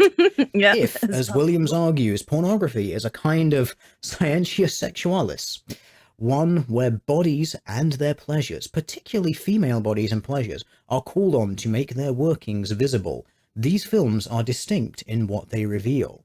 Yet what makes these exam clips particularly distinctive and worthy of further investigation is twofold. First, how the film's narrative promise, the revelation of the anus, is embedded in the language of ghetto-ness. And second, how the black female anus acts as a kind of you are text of anality, providing, I argue, both sexual pleasure for the viewers and the clip's male protagonists, and offering a kind of anal education, literally making their bodies instructional texts. There you go, that's another career path. Yeah, anal educator. No, it's not my job to educate you white people. Isn't that what they say now? Well, they say educate don't yourself, ask me questions. So. It's your job to educate yourself. It's not my job to educate you. I've heard that on YouTube. I think it was Cat Black, actually. So yeah, no, there's nothing that we can learn from black anuses, anus windows. No. You got to learn it yourself. Yep, go grab yourself a mirror and but it won't be shit. I can never learn that then because I am as white as snow. So this will always be a mystery to me. You'll never understand. I will never understand. That is a terrible, this is a sad day. Thing. It is. You've learned like something from academia. Man, I've learned I will never be good enough to see through the anal window. No. I'm not this tall to ride. Okay, we got to get through. I'm sorry, I don't mean to interrupt you, but some of this is just so funny. It's the ridiculousness. It's just they are linking so much stuff together that really doesn't have any links, and it's just it's like a string of anal beads. It's consistently linking things together that should not be. But they're ghetto anal beads, so what are they, like pop tabs? Is that racist? I don't even know. Is that what would ghetto anal beads be? I don't know. I don't even know what they're talking about. In these clips, the up-closeness of the anus is always promised through the language of ghetto. Importantly, ghetto is not simply used as a synonym for anal on these websites, but as a distinctive spatial, economic, and sexual location that viewers can see and perhaps master through screening clips on websites like GhettoTube.com. Indeed, GhettoTube.com includes a lengthy list of non-pornographic funny clips, including a host of ghetto videos, ghetto fights, ghetto mess, and ghetto news. In short, the website is preoccupied with offering a kind of education in ghetto-ness, allowing the viewer sexual and comical access to this long fictionalized space. If the fights, mess, and news offer ways to understand the ghetto, and anal clips offer another way and effectively construct the ghetto as a location marked by its own sexual logics, the incessantly spread buttocks then not only reveal the dark, fleshy interior of black womanhood, but also provide access into the paradigmatic, otherworldly, racially marked space that is both always knowable to those who always inhabit a cultural milieu that incessantly links black bodies to ghetto-ness, and also always unknowable. I just... What is this thing about fictionalized space of ghetto? They're not fictional, they're very real. They are very real things. They're not some fictional fetishized thing that's just invented. I find it so bizarre that they're saying that. And can't a butthole just be a butthole?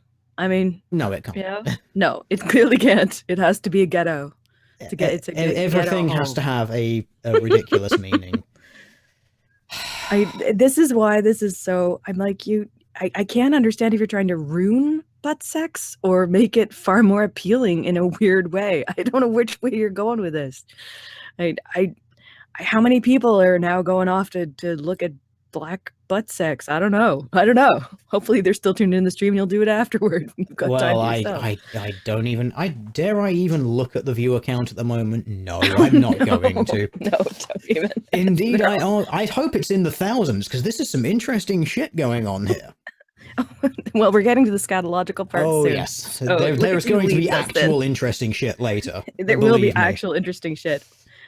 And I can't understand if they're trying to defend the ghetto or downplay it as something not to be talked about and that's something that's bad, because who is saying that the ghetto is full of filth? Is it you? I don't even know. What do you is because I see it quite glorified and it's quite its own culture, and it's they defend their home and they resist gentrification and stuff like that, and that's all good with me. Like, that's their thing. But I don't understand why it's assumed to be bad or filthy or gross, because it's just it is what it is. And I don't think there would be a thing on porn with ghettoization with other kind of ghettos. So yeah, it's just black. It's just black anality. Clearly, it is only black women's anuses. All right, let's keep going then, shall we? And yeah, we will find out more about there's an anal bleaching part coming up, so everybody of course there is, because can tweet Black Pigeon Speaks with a heads up. Yep. So.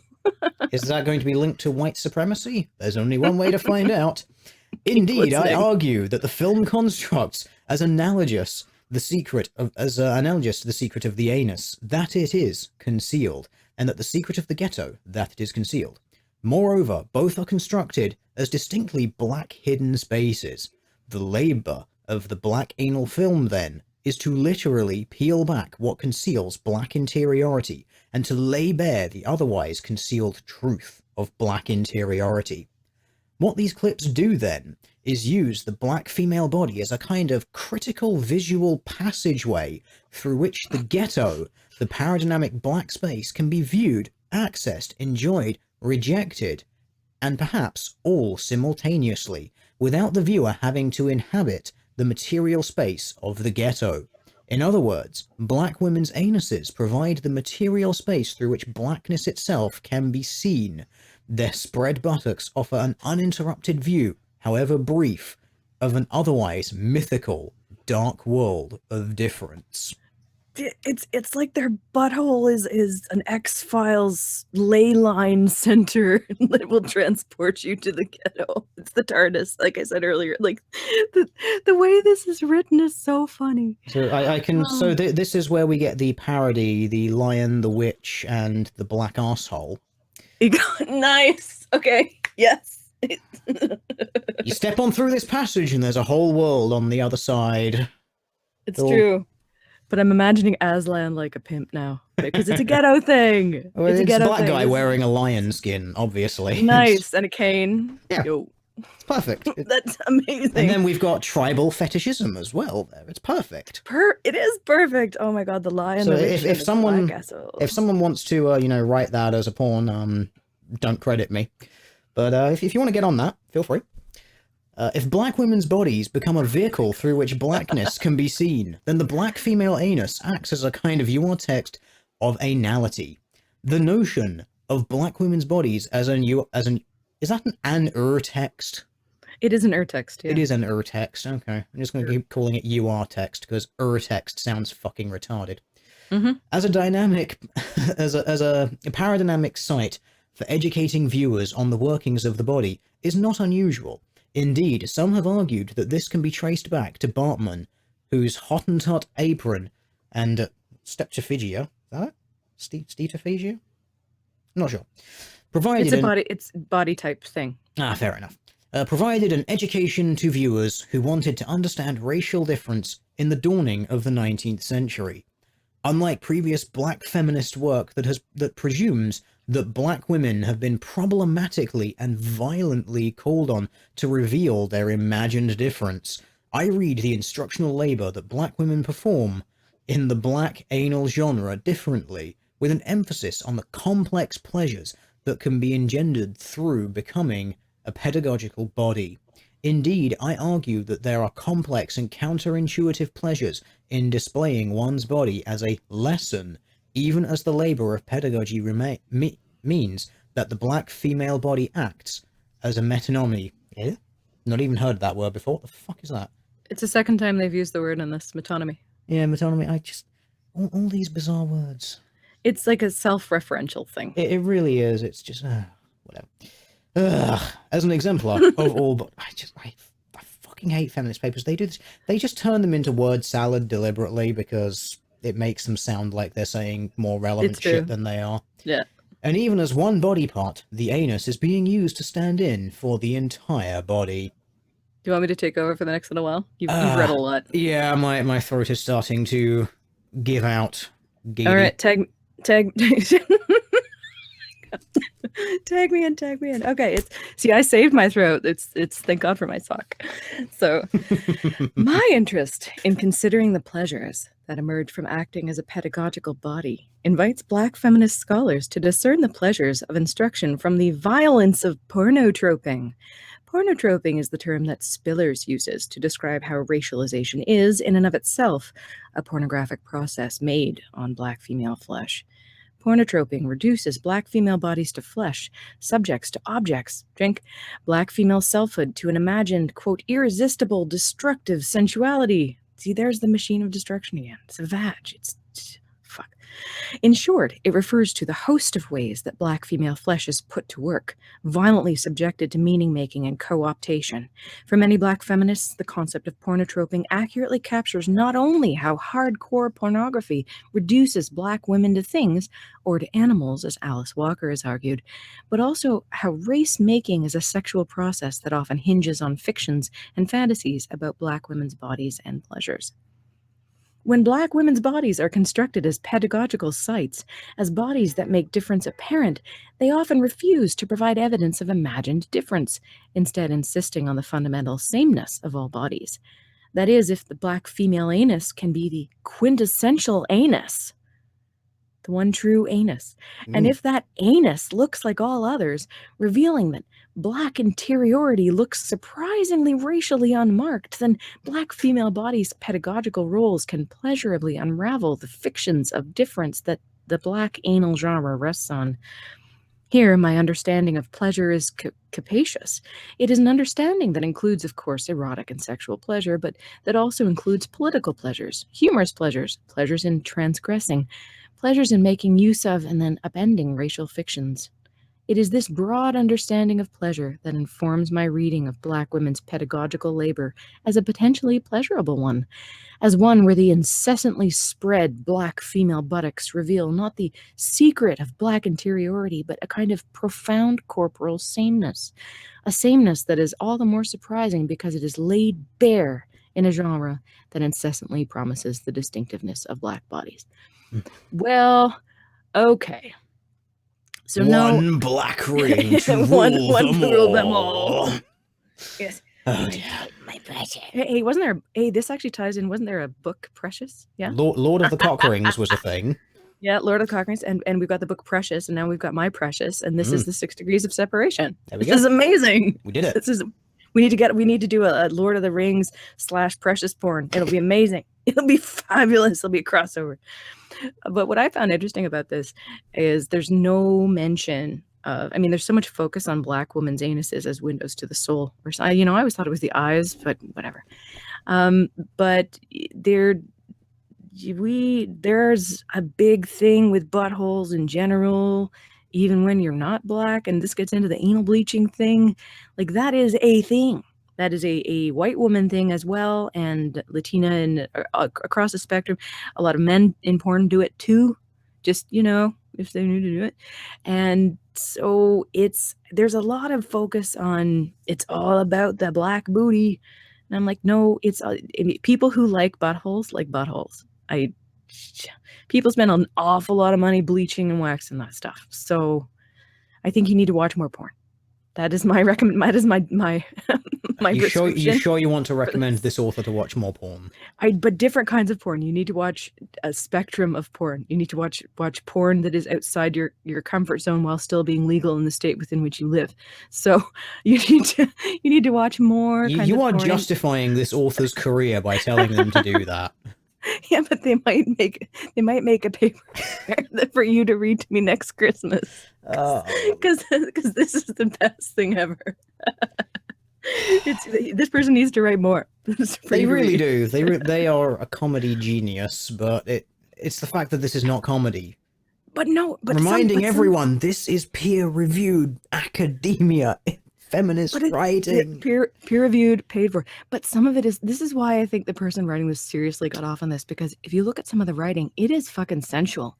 It's like her naked buttocks sat on the stool, hardness against softness, smooth, blah, blah, blah, blah, blah. And I'm like, you need some Barry White up in here. Like, it's the way that, like, and the alliteration, like, this person obviously is taking writing and trying to make it evocative. This is there are parts of this that, I'd go to that doctor's office. I would make an appointment, as long as they're not Dr. Nick or something, but I would go to that doctor's office. I would. And he would be very popular. But wasteful anuses, we need to get, you did the sexy part, I'll do the wasteful part. I get to do the shitty part. It's fine. Fair enough, if that's your interest. Well, you are the top. So, if Black pornographies produce the Black female anus as a passageway that reveals Black spaces, particularly the ghetto, and makes known and knowable Black interiority, they also incessantly connect Black sexualities to waste. Here, I mean waste in at least two ways. Wasteful in the sense of intimately tethered to the scatological, so much so that the refrain, "Let me see your pooper," appears in at least two of the clips I analyze, and wasteful as in recreational, excessively pleasurable, that's terrible, excessively absurd, excessively fun, and excessively consumerist. My reading of Black sexualities as wasteful is in some ways a departure from a rich tradition of Black feminist work, including Dorothy Roberts, Ricky Lee Solinger, Alice Marie Hancock, that has studied how Black female sexualities are representationally produced as hyper-reproductive and hyper-fertile, as jeopardizing the viability of the state and the heteronormative family. My analysis asks about how Black sexualities are represented as non-reproductive through their peculiar and overly pleasurable attachment to the anus. Indeed, reading for Black anality reveals another logic that animates constructions of Black sexualities, that Black sexualities are non-productive and non-reproductive. Bam! That was the writer just did a mic drop there. You can tell by how it's written. Bam! So wasteful anuses, yes. Black anal pornographies are filled with references to the scatological. Well, that would stand because they're anal. Okay, never mind. Yes, what did you expect, like, really? What did you think would happen? Like, you're shoving things in someone's arse. What are you really... You not expecting there to be anything relating to this? Well, I shit cinnamon buns, so maybe she just met people like me. But really? No, like, seriously, what were you expecting? Flowers and cinnamon buns? Some Knicks tickets? Like, what did you think you'd find up there? Oh my God. Black anal pornographies are filled with references to the scatological, including a proliferation of clips that explicitly reference the pooper. This is in an academic paper, folks. The pooper. A term that appears regularly to tether Black desires for the anus, either Black male desire for anal sex or Black female enjoyment of anal sex, to the scatological. In Sunshine Slammed in the Pooper, for example. Okay. In Sunshine Slammed in the Pooper, for example, a 30-minute clip that begins with an interview with Sunshine, a young half-black, half-white, best mix in the world woman, and then transitions quickly to anal sex. The narrative is structured by Sunshine being anally penetrated and then performing oral sex on the penis that had penetrated her. This dynamic between anal penetration and oral consumption is highlighted by the barely audible whispers of the male actor, "Tastes good, doesn't it? Man, I'm getting a little warm again." And Sunshine's ostensibly pleasurable moans, indicating her desire to consume what has been inside her anus. Cinnamon buns. I would too. This performance of anal oral play and Sunshine's performed pleasure in it epitomizes how Black anal pornographies emphasize the scatological, insisting on a recognition that the pooper is part of what makes the anal scene sexy. Oh man, I'm not a big ass-to-mouth person myself. It's actually I'm a little too much of a germphobe, as we've gone through in the clean your shoes thing. Yeah. But the way the way the narrator writes this, like the barely audible whispers of the male actor, it tastes good. They are enjoying this way too much. They really are. They really are. It's you might as well just stick the relevant pronouns in this, and you could read this as just an erotic novel. Exactly. You could. It'd be. This is what I mean. Like they're getting way too much out of this. So. And they got paid to do this. I'm switching careers.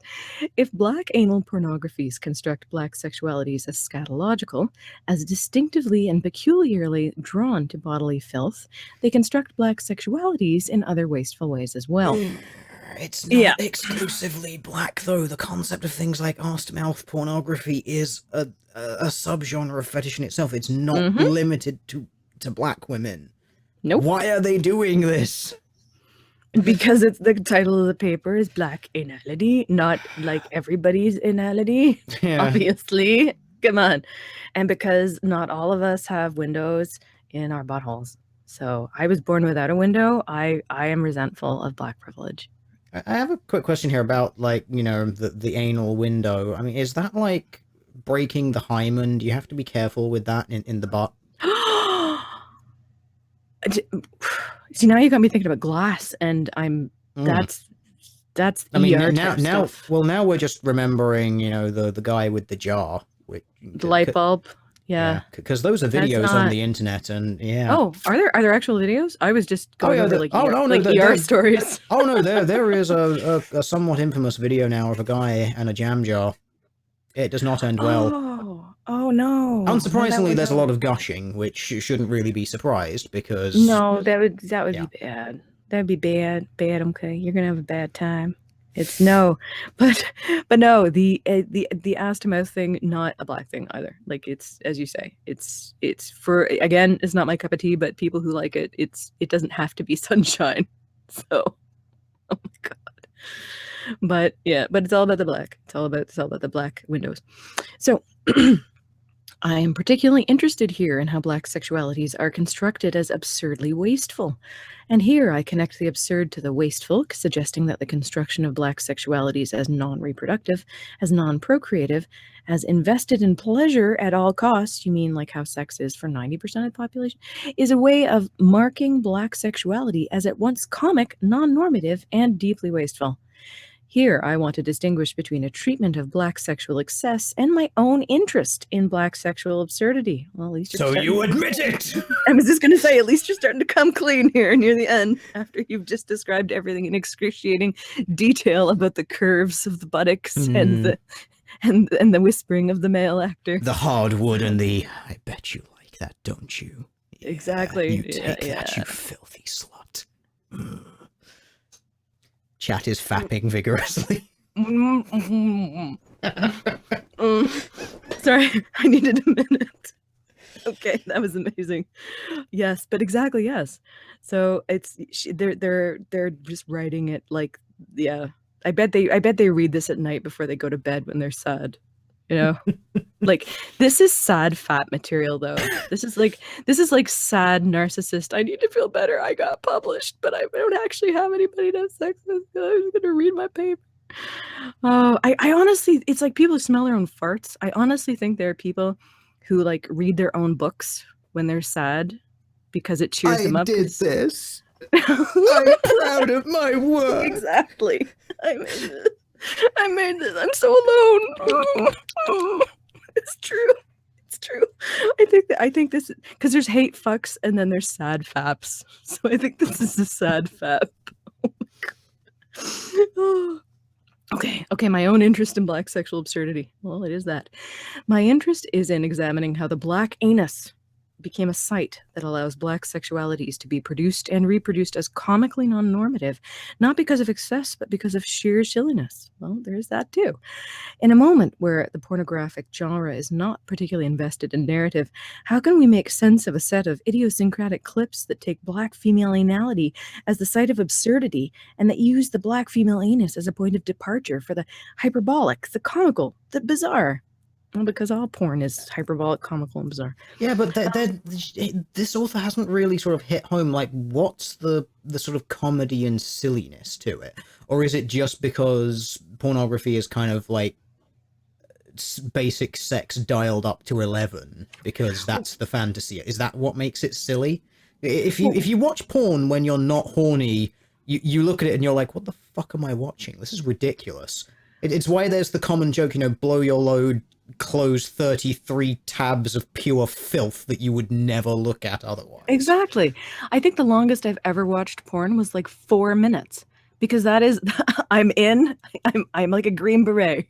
I'm in, I get what I need, I'm back out. Like 4 minutes. So I fast forward past all the bullshit. Yeah, I get to you find the positions you want, you watch those for about 30 seconds, that's it. Exactly. Done. I'm done. I'm good. I'm out. I got stuff to do. So who sits and watches porn for literally hours? I would dehydrate myself to death. I know. I would dehydrate myself to death. Like, yeah, this 30-minute video where God, you watched all of that. Where I bet that was like, I mean, sort of serious question, like, how many people actually watch the entirety of a porn film? It's no. You don't. I've already said no. Yes, this is why, they all have as like I think it's a sort of industry standard thing. There are like pictures that on boxes and websites which basically show major changes in scene, which is usually like changes in position with timestamps, because people know what they want out of those films. They just go straight to that bit. And then they get on with their lives and you're done. Like, dude, oh, gosh, but this person has obviously watched a lot. But they do get into a silly one, the juicy ass moon bounce, which is fabulous. Juicy ass moon bounce sounds like something at a really seedy carnival. So that is an adult carnival if ever there was one. Yes, I'm really looking forward to that. We got to get there. It's the next page. Okay. A lot of interesting clown balloons going on there. In the pants. That is a weird. Suck on this. Oh my god. Oh my god, my brain, stop it. I have this thing with sound and pictures. Oh no, la la la. Okay, no. No. I'm blocking it out. La la la. Okay. Serious face. I have to go into serious face. Okay. My point of departure. I have no point of fucking departure at this point. I'm already gone. My point of departure is a series of eclectic clips whose investment in narrative, particularly absurd narrative, resembles pornography's earlier eras, including the Golden Age, 1970s, when pornographers self-consciously constructed elaborately ridiculous pornographic narratives that saved the genre from the category of the obscene. This investment is most evident in pornographic blockbusters like Deep Throat, 1972, and Behind the Green Door, 1972. I've only seen one of those. Like Deep Throat, whose plot focuses on Linda Lovelace's discovery that her clitoris is located in her throat and that only performing fellatio can lead to her own orgasm, in the clips I analyze here, comic absurdity seems central to the film's erotic charge. I'm good. I'm grounded. In Juicy Ass Moon Bounce, for example, 2 men in NASA costumes board a space shuttle. We hear the countdown as the men put on their helmets and blast into space. A few seconds later, we see the men looking down, ostensibly at a planet, and one says, "It looks beautiful down there, doesn't it? It looks like Earth a little bit. Water and shit. Let's check the atmosphere down there." When the spaceship lands and the men leave their spaceship to explore, they're greeted by Black women clad in tiny bikinis.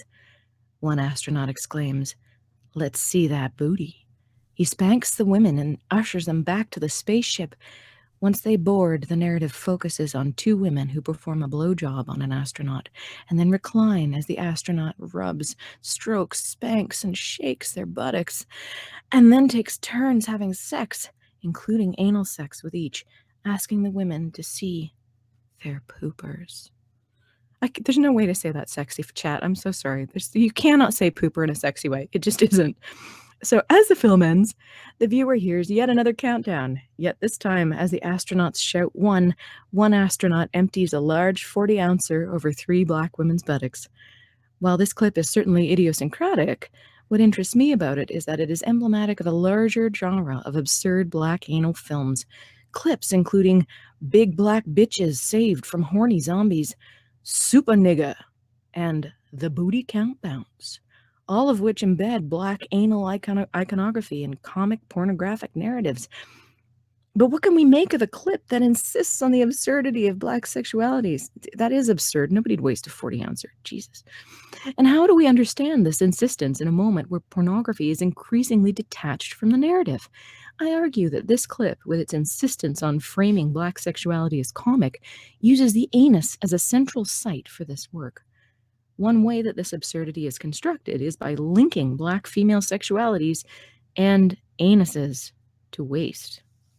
In the logic of juicy-ass moon bounce, black women literally inhabit another planet, one structured by a logic of corporeality, pleasure, and sensuality. On this unnamed planet, it seems it is always time for the juicy ass to bounce. And what makes this space distinctive is that it is structured around an economy of pleasure, including the scatological pleasure of revealing the pooper. As the astronaut buries his face, his tongue, and later his penis in the space that he has specifically identified by its proximity to feces, made even more visible by the constant pleasurable exclamation of, "Oh shit!" His pleasures and longings become intimately connected to the scatological. Indeed, this film explicitly suggests that the low, the bottom, the scatological, the toxic, is the location of black desire, that black subjects long for what the healthy body expels. But were the astronauts white though? This isn't mentioned. I am assuming they are. Yeah, because that would be sort of a thing to take into consideration there. But they got rimmed though. I mean, according to girls, that's a total feminist thing to get your ass eaten out, right? Yeah. Isn't that what Lena Dunham says? So this could actually be a feminist film. Yeah, it could be. Well, quite clearly. Yeah. What I find weird about this is that it's like, oh, they constantly say, "Oh shit." People say, "Oh shit" when they're having sex. Sometimes sometimes people just say it. It doesn't necessarily have anything to do with scat. I don't really. Yeah, it's true. And this is also written, right? Like they had a script and this is what was written in the script. And sometimes people say, "Oh shit," or "Oh God." And that doesn't mean that this is Jesus porn. Yeah. And people say weird shit, right? So I think that is really, really reaching. It is. And not only just sort of that, but also I love how they're sort of talking about, like, I'm not sure whether this person is like pro-plot in pornography or not. I can't tell if they're pro-pornography at all. I mean, they obviously enjoy it just looking at the words that they're using, and like then recline as the astronaut rubs, strokes, spanks, and shakes their buttocks. Like that is sensual language. Come on. Yeah. Come on. This is not descriptive. I mean, you could do this in a much more descriptive way that didn't have the sultry tones. You know, it could just quite easily be manipulates the gluteal. Or just say the astronaut handles their buttocks. That's all you would have to say, right? And that's more clinical. But no, this is written to like this takes you on a magic carpet ride of this is so sexy and then it's not sexy and then it's sexy again and then it's not sexy. So, but yeah, so I don't know. I'm still crying at the waste of the 40-ouncer. Yeah. So, I still find it weird. It's like, oh, you're talking about like plots in porn. Yes, porn has some ridiculous fucking plots. I mean, my God, you can find pterodactyl porn where it's guys with wings and pterodactyl heads having sex with a woman. I mean, that's absurd. I don't think anyone... Dinosaurs. I've seen dinosaurs. Yes, yeah, like who's ever watched it? Oh God, it's fucking hilarious. Oh no, do you have an actual one? Like a name? I don't know the name of it. It's one of those ones which, you know, GIFs float around on the internet because it's so fucking ridiculous. Oh my God. And it's like a sort of threesome or foursome thing, you know, and like the guys just vigorously flapping their arms all the time throughout it. And I'm watching it and I'm just sort of thinking, my God, you guys are performing really fucking well. I could not flap my arms like that continuously and maintain the necessary position, as it were. Does that mean between takes they've got flappers? I assume so. Sorry, that was such a bad joke. I'm full of the bad jokes, but you know, it's what you've come to expect from me, really bad puns. Okay, we're almost done. So yes, this is good. We are nearing completion, chat. If you've been edging for a couple of hours now, you can have your release soon enough. I've removed 3 articles of clothing in the course of this, so I'm very comfortable now. I'm not even joking. You might have heard the zipper a while back, but I'm very comfortable now. So here we go. Healthy body expels. We're talking about the comparison of the black anus to people apparently thinking that black sexuality is shit. If black sexualities are tethered to a form of non-procreative pleasure, to an economy of sexuality that revolves exclusively around enjoyment, the clip also tethers them to waste in other ways. At the end of the clip, the black female butt becomes a site that literally houses waste. The beer that pours down the butt crack of 3 black women comes to symbolize ejaculate, which is always dripping from women's bodies in pornography, and the maiden voyage to new spatial and sexual territory that the astronauts have completed. Yet it also comes to symbolize black female bodies as a literal receptacle of waste. The act of pouring out the 40, ordinarily a way of showing respect for the dead, maybe you're dead, we use whiskey, is transformed here into an exclusively erotic act that represents black female sexuality as a receptacle for waste, as a site that literally houses and perhaps even luxuriates in the wasteful impulses and desires of black men. Okay, this is so much bullshit. Like, no one's seen a porn where white chicks get champagne poured on them. Yeah, I was just gonna say, it's like, if this was champagne, would this be considered like non-derogatory or something like that because it's a higher class product? Yeah, exactly. Or milk, and then you start getting into like the squish territories and the messy territories. So she's like, I don't know if it's a she. I think it is Jennifer, isn't it? It is, yes. The author of this is female. Well, I don't want to assume her gender. It's Jennifer's gender, you know, because I might actually go to jail now that the bill is passed or something. That is true. I don't know. So I got to be real careful. But I'm like, no, you are so reaching for this. Like, you don't, this is not the only, I would be more, if I was trying to think like this, I would say more that them pouring a 40 on black women would be the equivalent of shoving fried chicken up their anus. I would, if I was going to focus on anything, I might say, why'd they have to use a 40? Why couldn't they use champagne like they do for the white women? That would be, because, you know, you can reach for anything if you try hard enough, and you've read enough of these to know that you can find everything, right? Like buttons are sexist somehow. Yeah. But no, it's the fact that they're pouring out beer on them, and they're apparently garbage cans now. So yeah, it like, really is a reach. Sorry, go on. Yeah, it's a total reach. It's stuff like this happens in porn using different kinds of substance. You know, why is it in this one instance it suddenly turns the woman into a trash receptacle? But maybe they'll answer for us, because if the clip represents black sexuality as scatological, as pathologically pleasurable, as absurd, and as wasteful, there's one other peculiarity in a surprising genre that shores up the association of black sexualities with waste.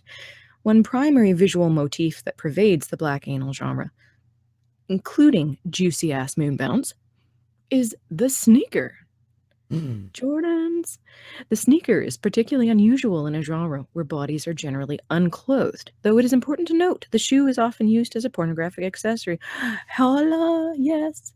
Especially by female pornographic protagonists who leave their stilettos or high-heeled boots on during a sex act, which, by the way, is only good in porn. I do not recommend. They'll tear up your sheets. So it's just it's for porn only. Don't try it in real life. It's not a good idea. So unless standing. Oh, standing. I mean, but like in bed. Oh, standing, you're fine. But like standing can be helpful, in fact. Well, if there's a height difference. Yes. I mean, have you ever had a really short person and a really tall person, and you're trying to line them up, and it's like a carnival game where you're trying to get it in the. People know what I'm talking about. Yes. So yes, heels can be helpful. It's Yeah. Especially if you're On late. any sort of on any sort of soft furnishing, no. Yeah, exactly. You especially if you have like a feather top mattress, it's just bad. Keep it on the porn. Keep it on the porn. So there's your useful tip for this. Anyone who did not actually know this. So anyway, and particularly striking in the black anal genre, where black male pornographic protagonists are almost always only partially visible. The viewer generally sees only a view of their lower backs and penises penetrating black women's anuses. Yet in these scenes, the sneaker, the designer object that has so long culturally signified black male pathology, an object of unusual longing, a fetish object, an object of black criminality, one need only think of the refrain that kids are killing kids over sneakers, takes center stage. The ubiquity of the sneaker as an accessory of blackness, as a way to further racialize the black body, only furthers the connection among black, anal, and wasteful. Okay, again, that's a reach. Shoring up the notion of black sexualities not only as non-productive, but also as wastefully or improperly consumerist, drawn to fetishized status objects and improperly desirous of trivial signifiers of wealth. Sneakers, yo.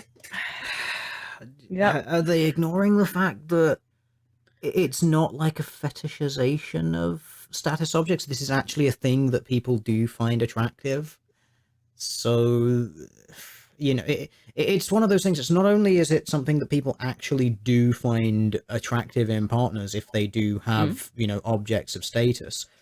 But it sort of lost my train of thought there a little bit. No, it's gone. It's gone out of my head. I was going to say, just imagine porn, black female anus, guys wearing sneakers, and you can only see him from behind with the sneaker symbol. Yeah. Seems pretty standard to me. I was just thinking, that's pretty boring, actually, isn't it? It's kind of like de rigueur. So, unless you want to finish out, because this is your channel. I can do. Yes, it's only a couple of paragraphs. I can do that. I'm sure people want to hear about pleasures and perils coming from you. Oh, do they really? I do. I don't care about the rest of them. I do. Fair enough. I suppose it is Christmas. Nearly. Pleasures and perils. This essay has tracked two particular ways that black anality is reproduced through analogizing black women's anuses to other racially marked spaces, particularly the ghetto, and through constructing black anuses as emblematic of black sexuality's wastefulness. Yet these are only two of the ways that black anality is articulated, amplified, and represented. In tracing these two representational strategies, my hope is that the analytics that black anality foregrounds might provide new strategies and reading practices for black feminists to consider the production of black sexualities as different, distinctive, pathological, or problematic. Drink. While my interest is in the host of ways that black sexualities are constructed in and through the anus, I am also invested in the ways that the anus, the idea of black anality, can be a space of play, pleasure, desire, and delight for black subjects.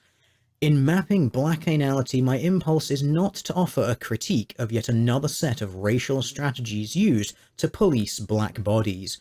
Indeed, I think that black feminist work has given us sufficient tools to critique the violence of the visual field and to consider strategies for recovering black female flesh. Rather, I have traced the contours of black anality both to expose another way that blackness is produced in and through sexuality, and to consider the kinds of play, pleasures, and delight that black bodies can take up in the never-ending quest for sexual freedom. If black bodies are tethered representationally and ideologically to the anus, how might we consider making the anus a space that can also please, excite, and arouse, and also a locus where racial stereotype can be playfully performed and unraveled?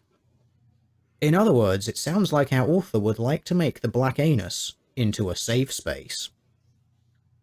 And for me, it sounds like there's the writer of this, to me, just to sum up kind of everything that we've put together. It seems really conflicted, right? Because there's we want to make it happy and fun and playful, but it's also this bad thing because it's about the ghetto and it's connected with waste and how do we fix it? Well, I can, and they should pay me to solve this problem. It's easy to fix it. You stop thinking about it and enjoy yourself. And there, I fixed it for you. Okay. Yeah, but just let people get on with whatever it is that they want to get on with. Frankly, I really think they're overthinking this.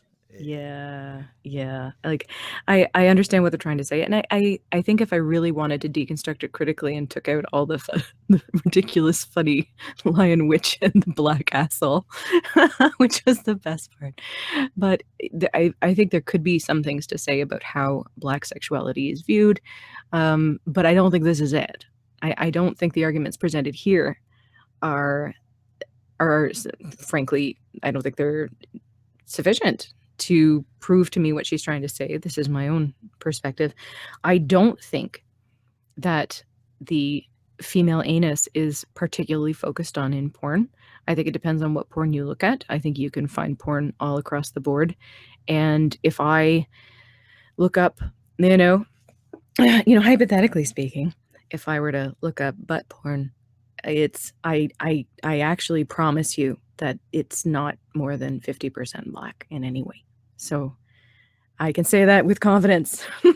Yeah, it does. I mean, I can't cite it, of course. Yes, of course. It is sort of interesting. Like they're talking about how they've got this this archive of pornography that they use, and the author's kind of stating that their archive is really, really biased because it basically includes a load of sort of feminist pre-approved porn. And what I notice is that when they're referencing all of these individual films, they seem to be sort of very cherry-picked to represent a point that they want to make.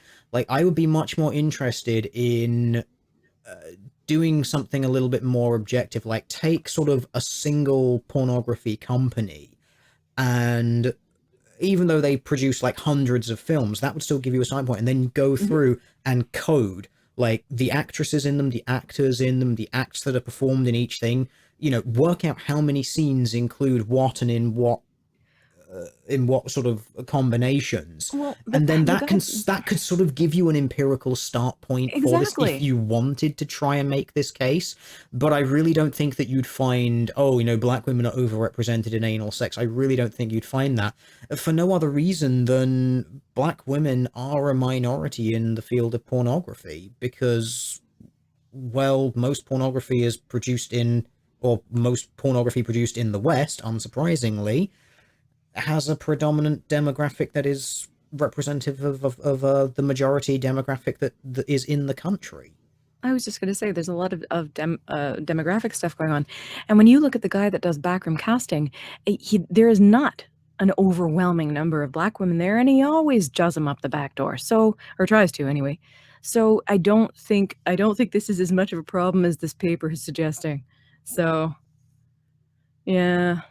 People like butts. They like butt sex. I don't know, but it's not. I think it is a far reach to say that the butthole represents the ghetto. Yes, they've really had to reach. They've had to reach right on up there. They are elbow deep in it at this point, trying to find. Nice, like Montreal. Oh, wait, yeah. Hey, people should come to Montreal. It's crazy. It's like Canada's Vegas. You can do anything there. I swear to God. Don't live there, just visit. No, but those days are far behind me. My Montreal days are far behind me.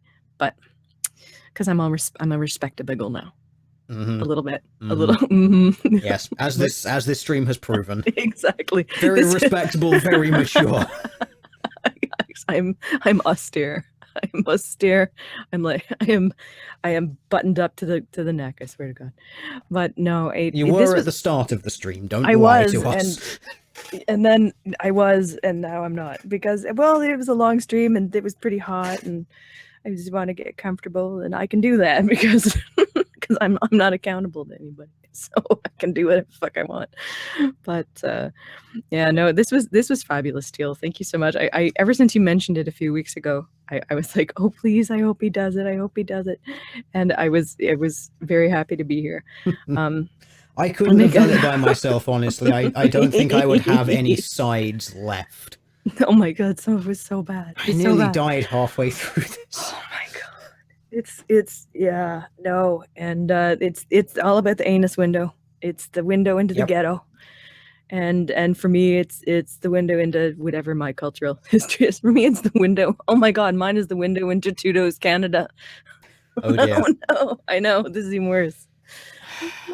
I am intrigued to know just how many memes the chat is going to pull out of this paper, because there's so many ridiculous phrases in this. It's yeah, I love how this paper is in some ways basically just intellectual masturbation for the author. Just like, how many times have you used the phrase black anality? It's like, oh, I've coined this phrase and I'm just going to use it incessantly throughout my paper, so that if I can force the meme in academia.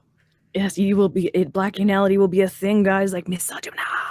Yeah, it's like if I keep saying it enough, it'll be a legit thing. The problem is that could actually happen. It could. That's sad.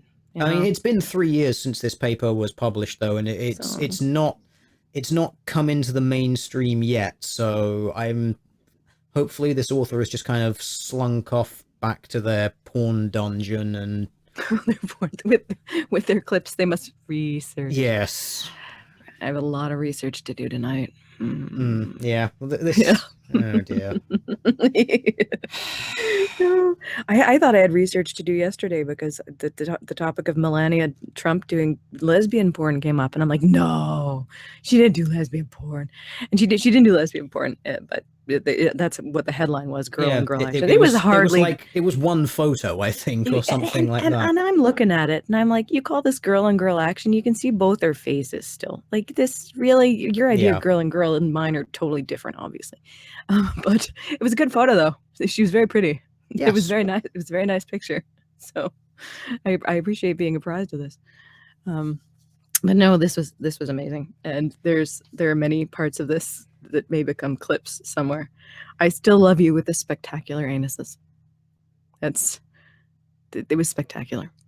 This is a thing that's happened. I would just, and I suppose before we wind this down, because we have to, and I don't know, I've suddenly found that I've totally lost interest in everything. I don't know why that would happen. Yeah, I know exactly. But yeah, just while we're winding this down, again, I cannot overemphasize this enough. This was a peer-reviewed paper. Pooper. Yeah, it's a peer review paper. Yeah. This is something that at least 2 other people reviewed and said, yes, we want this in our journal. This is something that someone got paid to research and write. And will go on their academic CV. Yes, it will. Yeah, which is, for those who don't understand, that's actually super important to publish things.